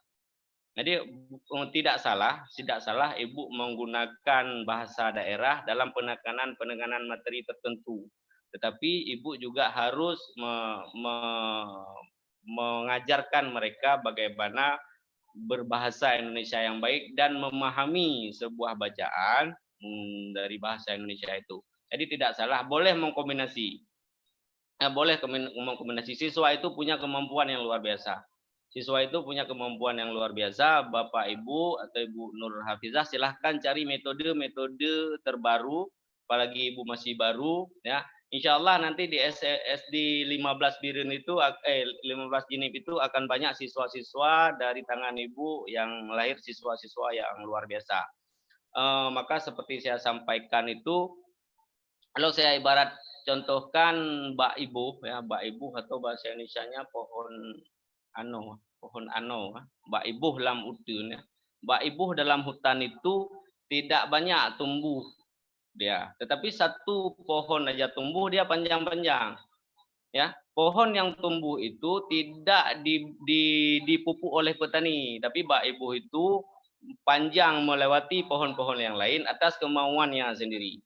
Ya, mungkin dengan inisiatif atau tenaga baru yang masih muda dari Ibu ini ada metode-metode baru. Bagaimana kemudian siswa-siswa yang lemah di bahasanya itu menjadi siswa-siswa seperti Mbak Ibuh Lamutu. Maka itu butuh inisiatif. Kurikulum 2013 sudah memberi kelonggaran bagi kita bagaimana guru itu mengembangkan materinya. Jadi mengembangkan metode-metodenya. Kalau nggak bisa dengan cara ini, dengan cara yang lain. Maka selain guru yang punya kompetensi yang bagus, saya berharap juga kepada seluruh guru-guru yang di Biren, kemudian guru kepala sekolah yang di Biren, punya motivasi, punya inisiatif yang kuat. Maka kita mendorong hari ini bagaimana guru dan kepala sekolah punya kemauan untuk membagi. Sehingga program dari pemerintah pusat itu mendorong sekolah, kepala sekolah, dan guru untuk berbagi. Memang kadang-kadang ada kelemahan dari kita, sulitnya berbagi sebuah ilmu yang baik. Nah, jadi oleh karena itu, dengan sharing dengan teman-teman, bagaimana dengan guru-guru senior, bagaimana mengatasi ini. Yang pasti saya harus sampaikan bahwa kemampuan berbahasa siswa di sekolah itu wajib. Terkait dengan bagaimana siswa itu sulit menerima materi dengan bahasa Indonesia bisa dikombinasikan. Tetapi arah dan tujuannya Ibu harus memastikan bahwa siswa juga bisa mampu berbahasa Indonesia yang baik terkait dengan bagaimana siswa menjawab soal-soal dalam bentuk bahasa Indonesia. Mungkin itu Ibu yang pertama. Kemudian yang kedua, seperti yang saya sampaikan tadi, syarat daring itu ada 4 ya, salah satunya punya gadget. Mungkin ini bisa dievaluasi kembali, mungkin tidak ada kendala di Ibu, mungkin tidak berani menyampaikan, tetapi ini mohon dievaluasi kembali, jangan kemudian nanti tugas-tugas yang diberikan kepada anak tersebut yang tidak memiliki HP menjadi beban baru dan menjadi gejala baru di masyarakat. Kalau mungkin tidak tersedianya HP ini bukan masih muda, masih sanggup kan ke rumah-rumah siswa, enggak apa-apa 1 minggu sekali kan, atau orang tuanya yang sekolah. Misalnya hari Senin ini siswa kelas 1, wali siswa kelas 1 untuk mengambil LK ke sekolah. Nanti Senin depan mereka mengembalikannya kembali. Nah, mungkin itu lebih bijak saya pikir. Tapi kalau misalnya dengan begitu juga tidak ada kendala seperti yang Ibu lakukan itu juga tidak masalah. Tapi mohon juga dievaluasi kembali sehingga ini tidak menjadi permasalahan baru di masyarakat. Mungkin itu Ibu Nur Hafizah. Selamat, sukses buat Ibu. Mudah-mudahan 15 Jenim itu bisa menjadi salah satu sekolah favorit di Kabupaten Biren. Baik, terima kasih Pak Alfian. Tadi mungkin sudah dijawab oleh Pak Alfian mengenai unek-unek Ibu Nur Hafizah, salah saya tadi. Ini Pak Alfian ada pertanyaan dari Ibu Dian Anissa dari SD 5 Makmur, menanyakan bagaimana terkait penyelenggaraan festival lomba seni siswa yang tertunda. Beliau sudah mengirimkan video melalui link khusus katanya. Jadi itu agak kecewa dengan mereka. Tapi pertanyaannya bagaimana dia menjadi HI di SLS2N? Bagaimana nih? Apakah SLS2N yang dulu atau dibatalkan atau ada ini lain semacam virtual? Ya, baik, itu pertanyaan yang luar biasa. Karena ada siswa yang disiapkan, maka kemudian pertanyaan itu muncul. Jadi ada sekolah-sekolah yang tidak mempersiapkan siswa, maka pertanyaan itu tidak muncul. Mungkin saya pikir seperti itu. Karena sudah berlatih dengan luar biasa, mungkin ada sedikit kekecewaan. Kekecewaan itu juga kami rasakan, Bapak Ibu. Kami rasakan bagaimana kemudian siswa yang sudah siap karena pandemi ini menjadi gagal. Secara resmi kami sampaikan bahwa surat resmi dari kementerian belum ada tentang pembatalan kegiatan ini, baik KSN, kemudian FL2SN dan KUSN olahraga. Ini secara resmi belum ada surat pembatalannya. Yang ada adalah surat penundaan. Kapan penundaan ini berakhir? Ketika status pandemi ini dicabut. Nah, katakanlah misalnya kita tidak tahu, mudah-mudahan kita berdoa mungkin bulan depan atau 2 bulan berikutnya pandemi ini selesai. Jadi mungkin kementerian akan melaksanakannya ini. Di yang sudah kita laksanakan adalah KSN. Jadi KSN ini juga di tingkat provinsi kemarin akan melakukan melalui daring. Ya, ini juga belum terlaksana. Mungkin mereka lagi melakukan persiapan. Sedangkan untuk FL2SN, Bapak Ibu tidak boleh berhenti sampai di situ. Terus persiapkan anak-anaknya. Pun nanti siswa itu tidak bisa tampil di tahun ini, mungkin masih ada kesempatan di tahun berikutnya. Walaupun mungkin siswa itu sudah kelas 5 tahun depan tidak bisa lagi karena dia kelas 6, ini juga menjadi salah satu bekal mereka, dan ini menjadi tanggung jawab kita untuk melatih siswa, membekali siswa itu tentang kesenian yang ada di sekolah. Nah, jadi sampaikan kepada siswa itu bahwa ikuti lomba itu bukan tujuan kita, tapi tujuan kita adalah bagaimana kita bisa melestarikan kebudayaan yang ada di daerah, karena sebagian besar kegiatan-kegiatan yang ada di FL itu adalah kegiatan-kegiatan kesenian. Jadi saya pikir itu Ibu tetap memberi motivasi kepada siswa, tetap mempersiapkan siswa. Kita tidak tahu sewaktu-waktu pandemi ini dicabut dan kegiatan ini bisa berlanjut kembali. Mungkin itu dari Ibu Makmur. Terima kasih Pak Alfian. Tadi catatannya adalah kita tetap berkarya, tapi tujuannya bukan untuk lomba, tapi untuk tetap berkarya. Jadi meskipun anak-anak nanti tidak bisa ikut FLS2N, tapi kita tetap berkarya. Mudah-mudahan nanti bisa diinisiasi oleh Dinas Pendidikan Bidang SD, bisa menyelenggarakan kegiatan atau secara virtual. Kita bisa live YouTube, nanti bisa teman-teman dari sama membantu. Jadi anak-anak yang sudah latihan untuk persiapan lomba, apabila nggak jadi mereka sudah tampil di Bandung, mungkin aula SKB bisa memanfaatkan untuk proses kreatif. Jadi bisa anak-anak juga lemah mentalnya karena sudah disiapkan jauh-jauh hari sebelum pandemi. Baik, mungkin ada yang disampaikan Pak Alfian? Baik, Bu Nopi, mungkin yang terakhir ini saya melihat ada beberapa kepala sekolah ya dari beberapa sekolah yang ada di Biren mengikuti kegiatan ini. Saya ucapkan terima kasih. Ya, ini ada Ibu Khairia ya, walaupun lagi dalam perjalanan ya. Kemudian Ibu Fakriyah Haji 1, ya, ini sebuah kebanggaan juga mungkin dari didikan Ibu Kepala Sekolah, hingga salah satu panitia rengkang sastra Ibu Novi yang menjadi tutor ya, bisa mengembangkan kreativitasnya melalui beda. Kemudian ada Pak Ibu Asfarianti, kemudian ada Pak Suhendri, dan beberapa kepala sekolah yang lain yang tidak saya sebutkan satu persatu. Saya ingin bertanya nih ya, salah satu kepala sekolah pada Ibu siapa nih, Ibu Suhendri, mana Ibu Suhendri? Bapak ya, maaf, Bapak Suhendri, mana Pak Suhendri? Bentar kita lihat Pak Suhendri. Pak Suhendri lagi kok. Oh ya, nggak apa-apa. Atau yang lain dulu, karena Pak Suhendri tadi sudah. Ibu Asfarianti. Nah, Ibu Asfarianti. Oh ya, boleh Ibu. Ya, Ibu Asfarianti. Ya, luar biasa Ibu ya. Sudah mengikuti kegiatan ini dengan baik. Mudah-mudahan ini menjadi penambahan kompetensi bagi kita semua. Dan mungkin dengan ini saya punya inisiatif untuk melaksanakan webinar ini dalam kapasitas dan jumlah yang besar untuk seluruh kepala-kepala sekolah dalam menghadapi masa pandemi ini. Saya ingin menanyakan kepada Ibu juga untuk mencek kesiapan sekolah, dan ini bisa menjadi referensi saya bagaimana kesiapan sekolah yang Ibu pimpin dalam masa 2 bulan ini, dan apa kendala yang Ibu hadapi terkait dengan bahwa pembelajaran siswa itu tidak boleh berhenti. Silakan Ibu. Nanti mungkin diberi hadiah oleh panitia. Ibu Asfariati, mohon di-unmute, Bu. Unmute, Bu. Dengan Ibu bagus, unmute aja.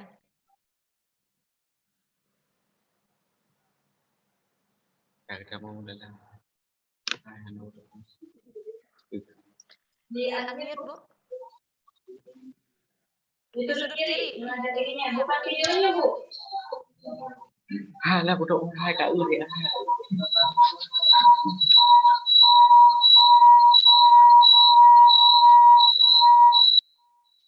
Tidak apa-apa ini. Ini Bu sebenarnya proses pembelajaran kita juga bagaimana guru harus ya dengan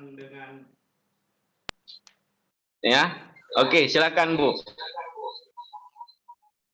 Belum Yang besar. Udah besar suaranya.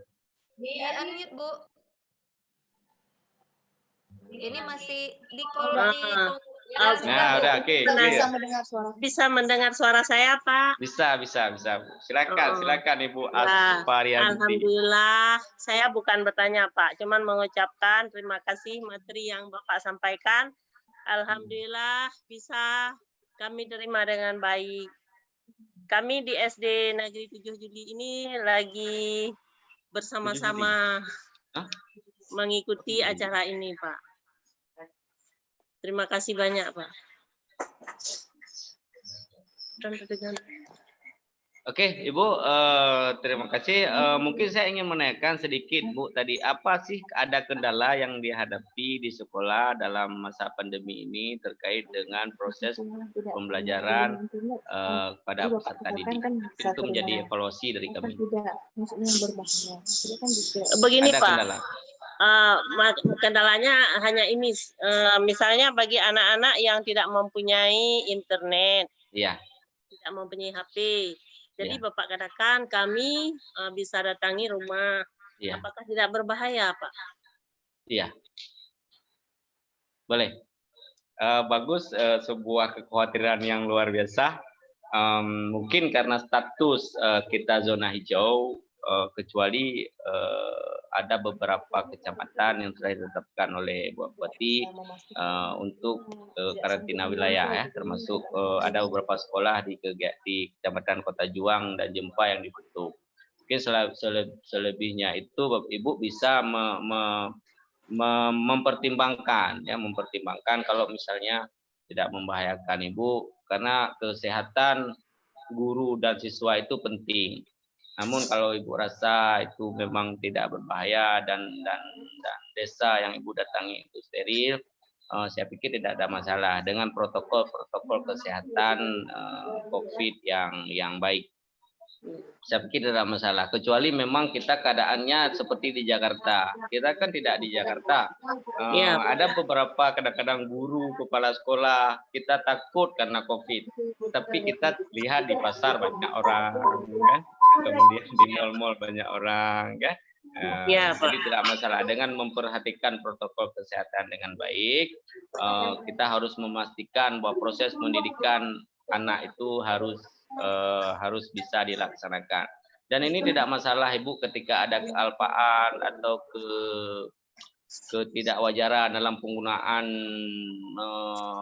internet ini merupakan proses pembelajaran juga, ya, seperti Pak Mas Menteri sampaikan bahwa di moto Hardiknas 2020 belajar dari pandemi.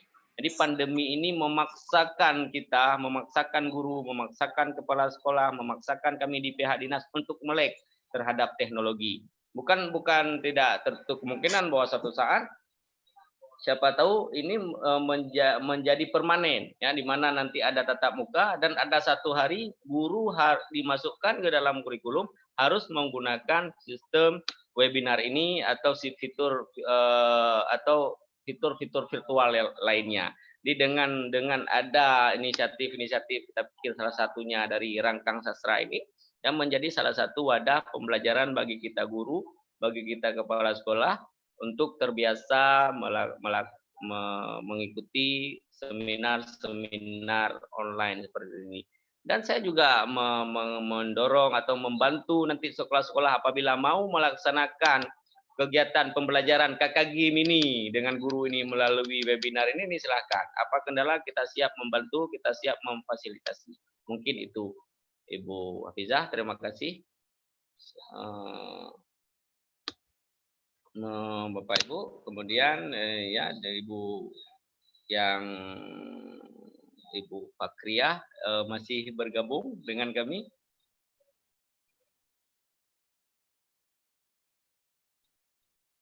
Ibu Fakriyah. Saya mau cek ada beberapa kepala sekolah. Juga ini mungkin bentuk perhatian kami kepada beberapa sekolah yang mengikuti. Mudah-mudahan tidak ada kendala, apalagi sekolah-sekolah yang berada di kecamatan-kecamatan, di pusat-pusat kabupaten, untuk memperhatikan, memastikan bahwa proses pembelajaran di sekolah dengan siswa itu dipastikan berjalan dengan lancar. Ya, mungkin itu. Mungkin tidak lagi bergabung, Bu Fakriyah. Mohon Bapak Ibu bagi yang bergabung, ini adalah sebuah materi yang baik. Oke. Oh masih ya, masih sudah ada ya. Kira-kira ada kendala apa enggak? Apa ada kendala yang Ibu hadapi? Salah satunya mungkin Ibu Fakriyah yang banyak pengalaman sebagai kepala sekolah. Apa sih ada kendala yang dihadapi khususnya di Kecamatan Kota Juang yang ini juga bisa menjadi referensi buat sekolah-sekolah yang lain. Kira-kira apa ada kendala di Bunda?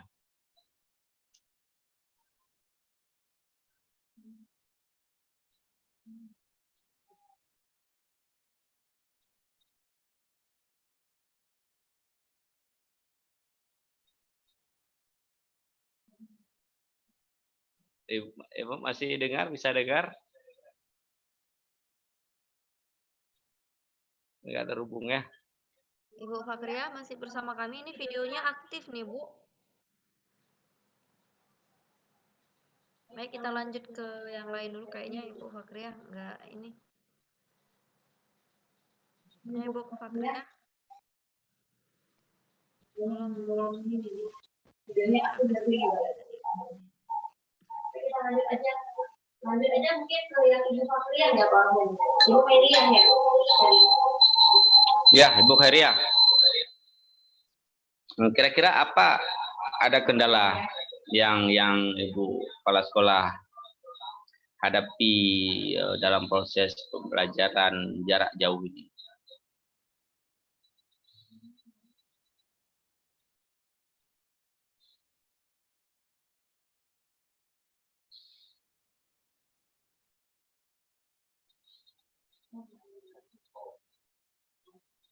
Oh, oke.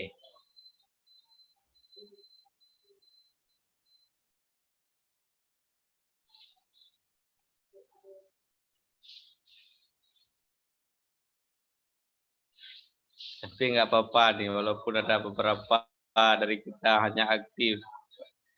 HP-nya orangnya nggak tahu kemana, yang penting punya inisiatif dulu ya untuk ikut, itu luar biasa. Mudah-mudahan ke depan nanti kita buat di tingkat dinas bisa mengikuti dan menyimak dengan baik. Jadi kadang-kadang ada anak yang tidak mau membaca, jangan kita paksakan membaca dulu, ambil bukunya, kipas-kipas diri aja dengan buku dulu itu sudah sangat bagus. Baik, Pak Alvin, ada pertanyaan dari Ibu Enawita. Kita aktifkan Ibu Enawita sebentar ya.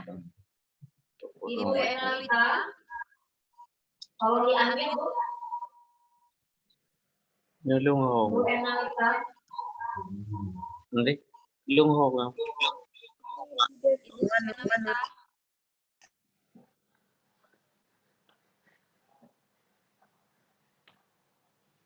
Masih Ibu Enawita?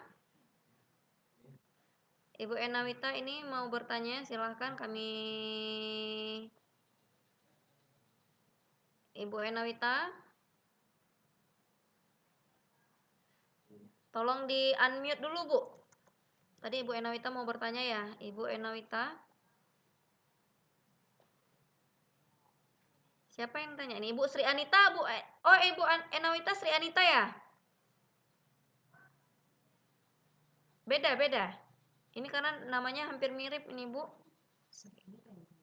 Enawita. Ini ada Ibu Yunita juga yang mau bertanya. Banyak yang bertanya, sebentar ya Pak Alfian ya. Antri dulu nih, Bu. Ibu Enawita, tadi pertanyaannya Ibu yang pertama nih, Ibu Enawita yang mana ya? Ibu unmute dulu, Bu, atau kita geser ke Ibu Sri Anita dulu ya.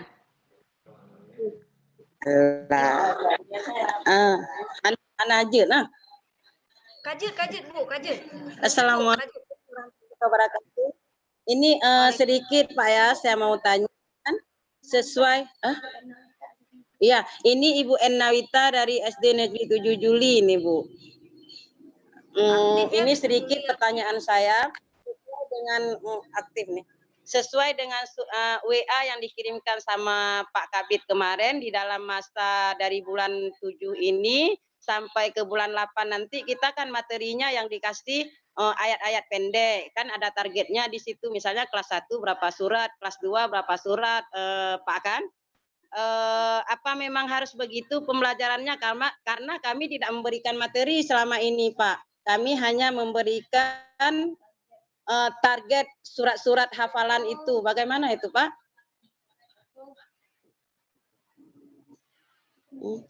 Itu aja.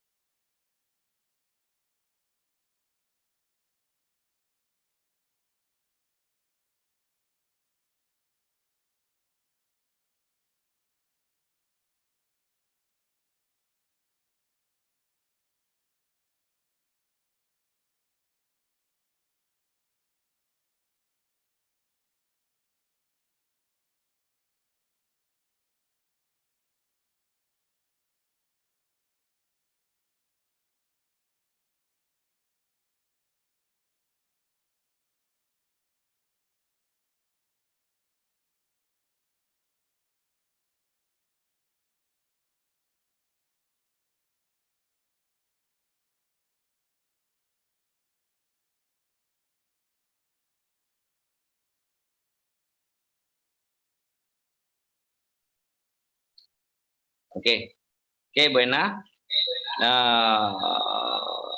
Jadi instruksi yang kita sampaikan kemarin itu minimal materi yang disampaikan kepada siswa itu adalah menghafal surat pendek. Tadi arti minimal itu yang pertama paling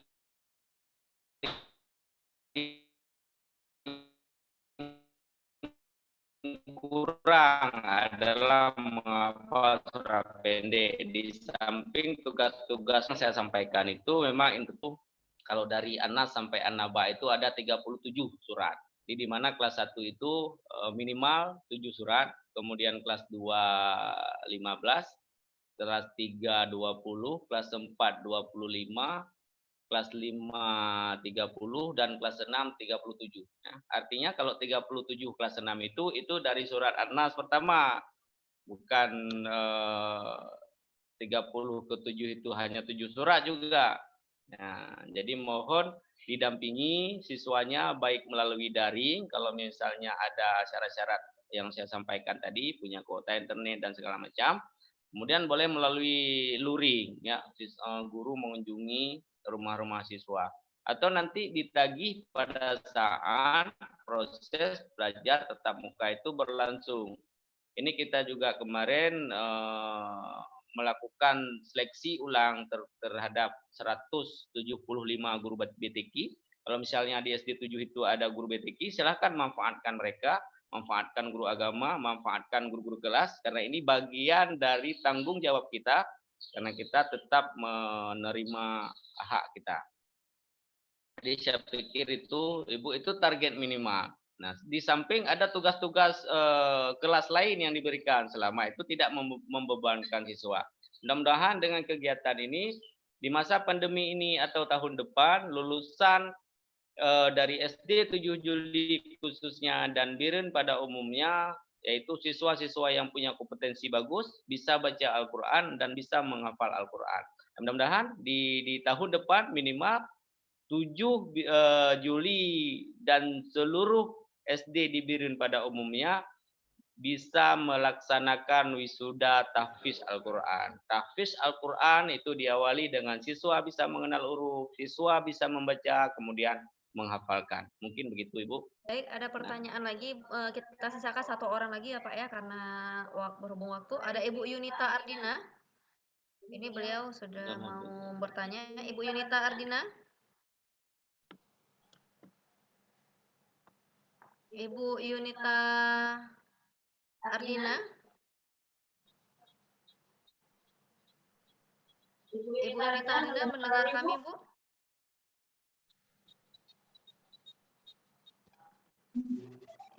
Ibu Yunita Ardina sudah audio ini.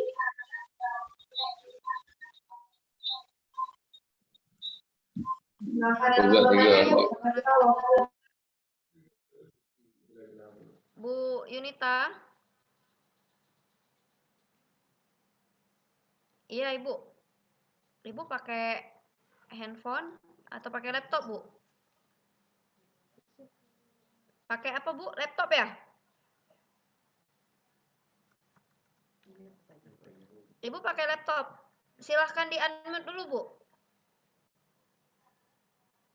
Unmute dulu, tekan logo mikrofonnya, Bu, yang di ujung, di pojok. Sudah? Sudah dengar, Bu? Ini sudah aktif, Ibu. Silakan ngomong, Bu.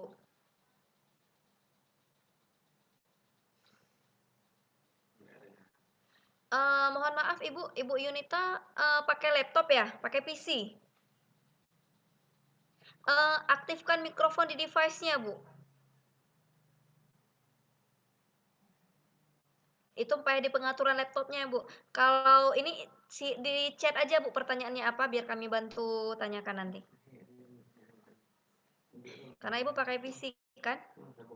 Iya, boleh. Di PC kan aja, Bu. Di chat aja, di kolom chat, di chat.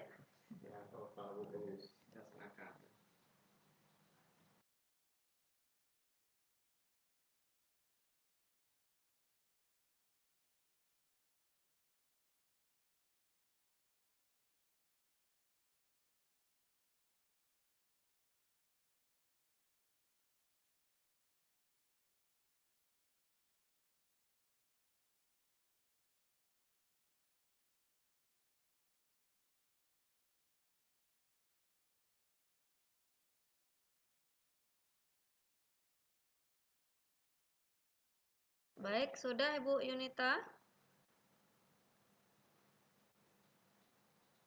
Sudah, Bu Yunita? Ini juga ada, silakan sambil Ibu Yunita ketik, ada pernyataan dari Ibu Nur Hafidah tadi belum ada, sempit sekali waktu yang diberikan untuk berbicara dengan Pak Alfian. Nanti kalau ada waktu dikasih kesempatan lagi. Kayaknya harus ada komunikasi ulang bisa lewat Zoom seperti ini, karena kayaknya saya guru SPDP aja gitu, supaya lebih dekat atau lebih jelas nanti penyampaiannya ke guru-guru ya Pak Alfian. Mungkin sarannya tadi ini bagus sekali, ada pertemuan selanjutnya walaupun tidak secara tatap muka tapi bisa secara webinar seperti ini, tapi kita khususkan nanti pertemuan-pertemuan selanjutnya. Nanti mungkin itu bisa difasilitasi oleh Pak Alfian, karena tadi sudah disampaikan bahwa nanti ada KKG mini yang disampaikan boleh lewat webinar semacam ini.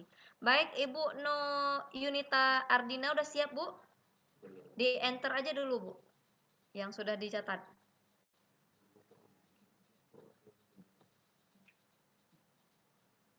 Sudah, Ibu?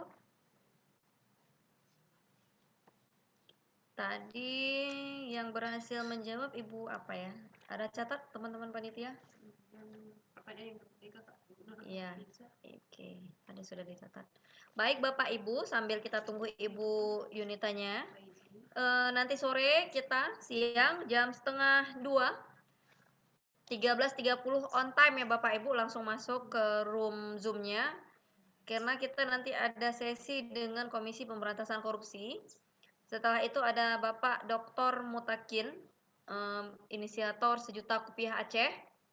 Jadi nanti setelah sesi semuanya berakhir, kita akan umumkan 20 plus 5 orang yang akan mendapatkan door prize. Ada 5 Kupiah Aceh dan 20 paket door prize dari Komisi Pemberantasan Korupsi. Silahkan Bapak Ibu Yunita belum, Bu? Lama ya, Bu? Belum. Yang pentingnya aja, Bu. Yang pentingnya aja, Ibu. Enter aja dulu biar saya baca sebagian. Enter aja dulu, Bu. Belum, Bu? Karena kita waktu memang sudah jam 12 lewat 16. Baik. Pak Alfian, ini pertanyaannya. Ini saya sekolahnya di sekolah kecil. Walaupun ada HP tapi jaringannya putus. Penghasilan orang tua menengah ke bawah semua. Jadi banyak dan kelompok petani, orang wali muridnya banyak yang petani sawit. Jadi kalau ditinggalkan dengan jajan di wifi, mereka kurang perhatian orang tuanya, dan jika luring susah. Ini bagaimana nih? Ada masukan-masukannya atau bagaimana harus menginisiasi nih permasalahan-permasalahan semacam ini? Silakan Pak Alfian.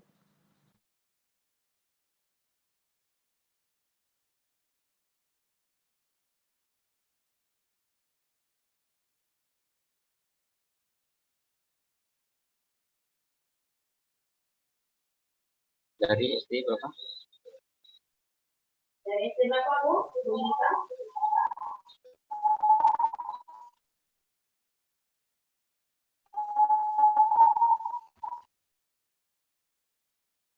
Baik, Ibu Yunita 14 pesangan. Pak Ismi ya di Aludeng, Pak Bu ya. Baik, mungkin tadi sudah sempat saya singgung bahwa syarat kita sekolah untuk melaksanakan pembelajaran jarak jauh melalui daring itu adalah salah satunya memang memiliki sinyal internet yang kuat, memiliki gadget, kemudian tidak terkendala dengan pembelian pulsa. Maka kemudian kita menganjurkan kepada sekolah-sekolah ini melalui perubahan Juknisbos diberi keleluasan buat sekolah untuk membeli pulsa internet baik untuk guru dan untuk siswa. Namun kalau memang itu tidak terpenuhi syaratnya, maka syarat kedua itu adalah melalui luring.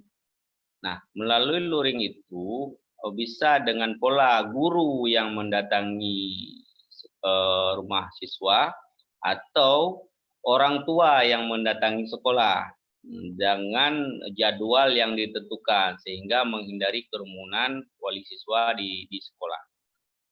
Nah, terkait dengan kendala yang dihadapi kalau melalui luring, saya pikir if there is the will, there is the way, kan gitu Bu. Di mana ada kemauan, itu ada jalan.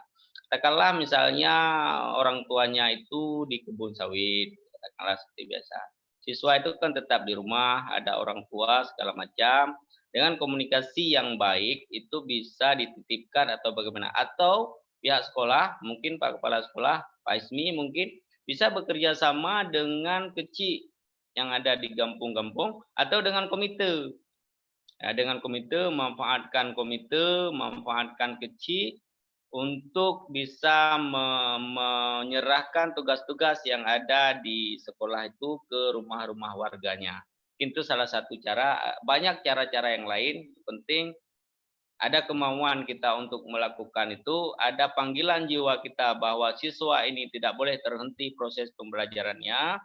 Insya Allah jalan keluar itu pasti ada. Koordinasi dengan kepala sekolah koordinasi dengan kecil, dengan komite, dan sebagainya. Insya Allah kendala-kendala itu bisa kita atasi dengan baik. Mungkin itu Bu Yunita.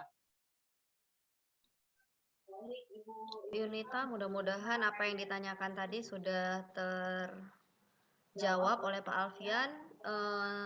Ini sebenarnya banyak kali pertanyaan yang mengantri Pak, cuman karena kita memang waktunya sangat terbatas, untuk sesi ini kita padahi dulu. Nanti akan ada mungkin pertemuan lanjutan seri webinar yang akan dibuat oleh Pak Alfian secara langsung.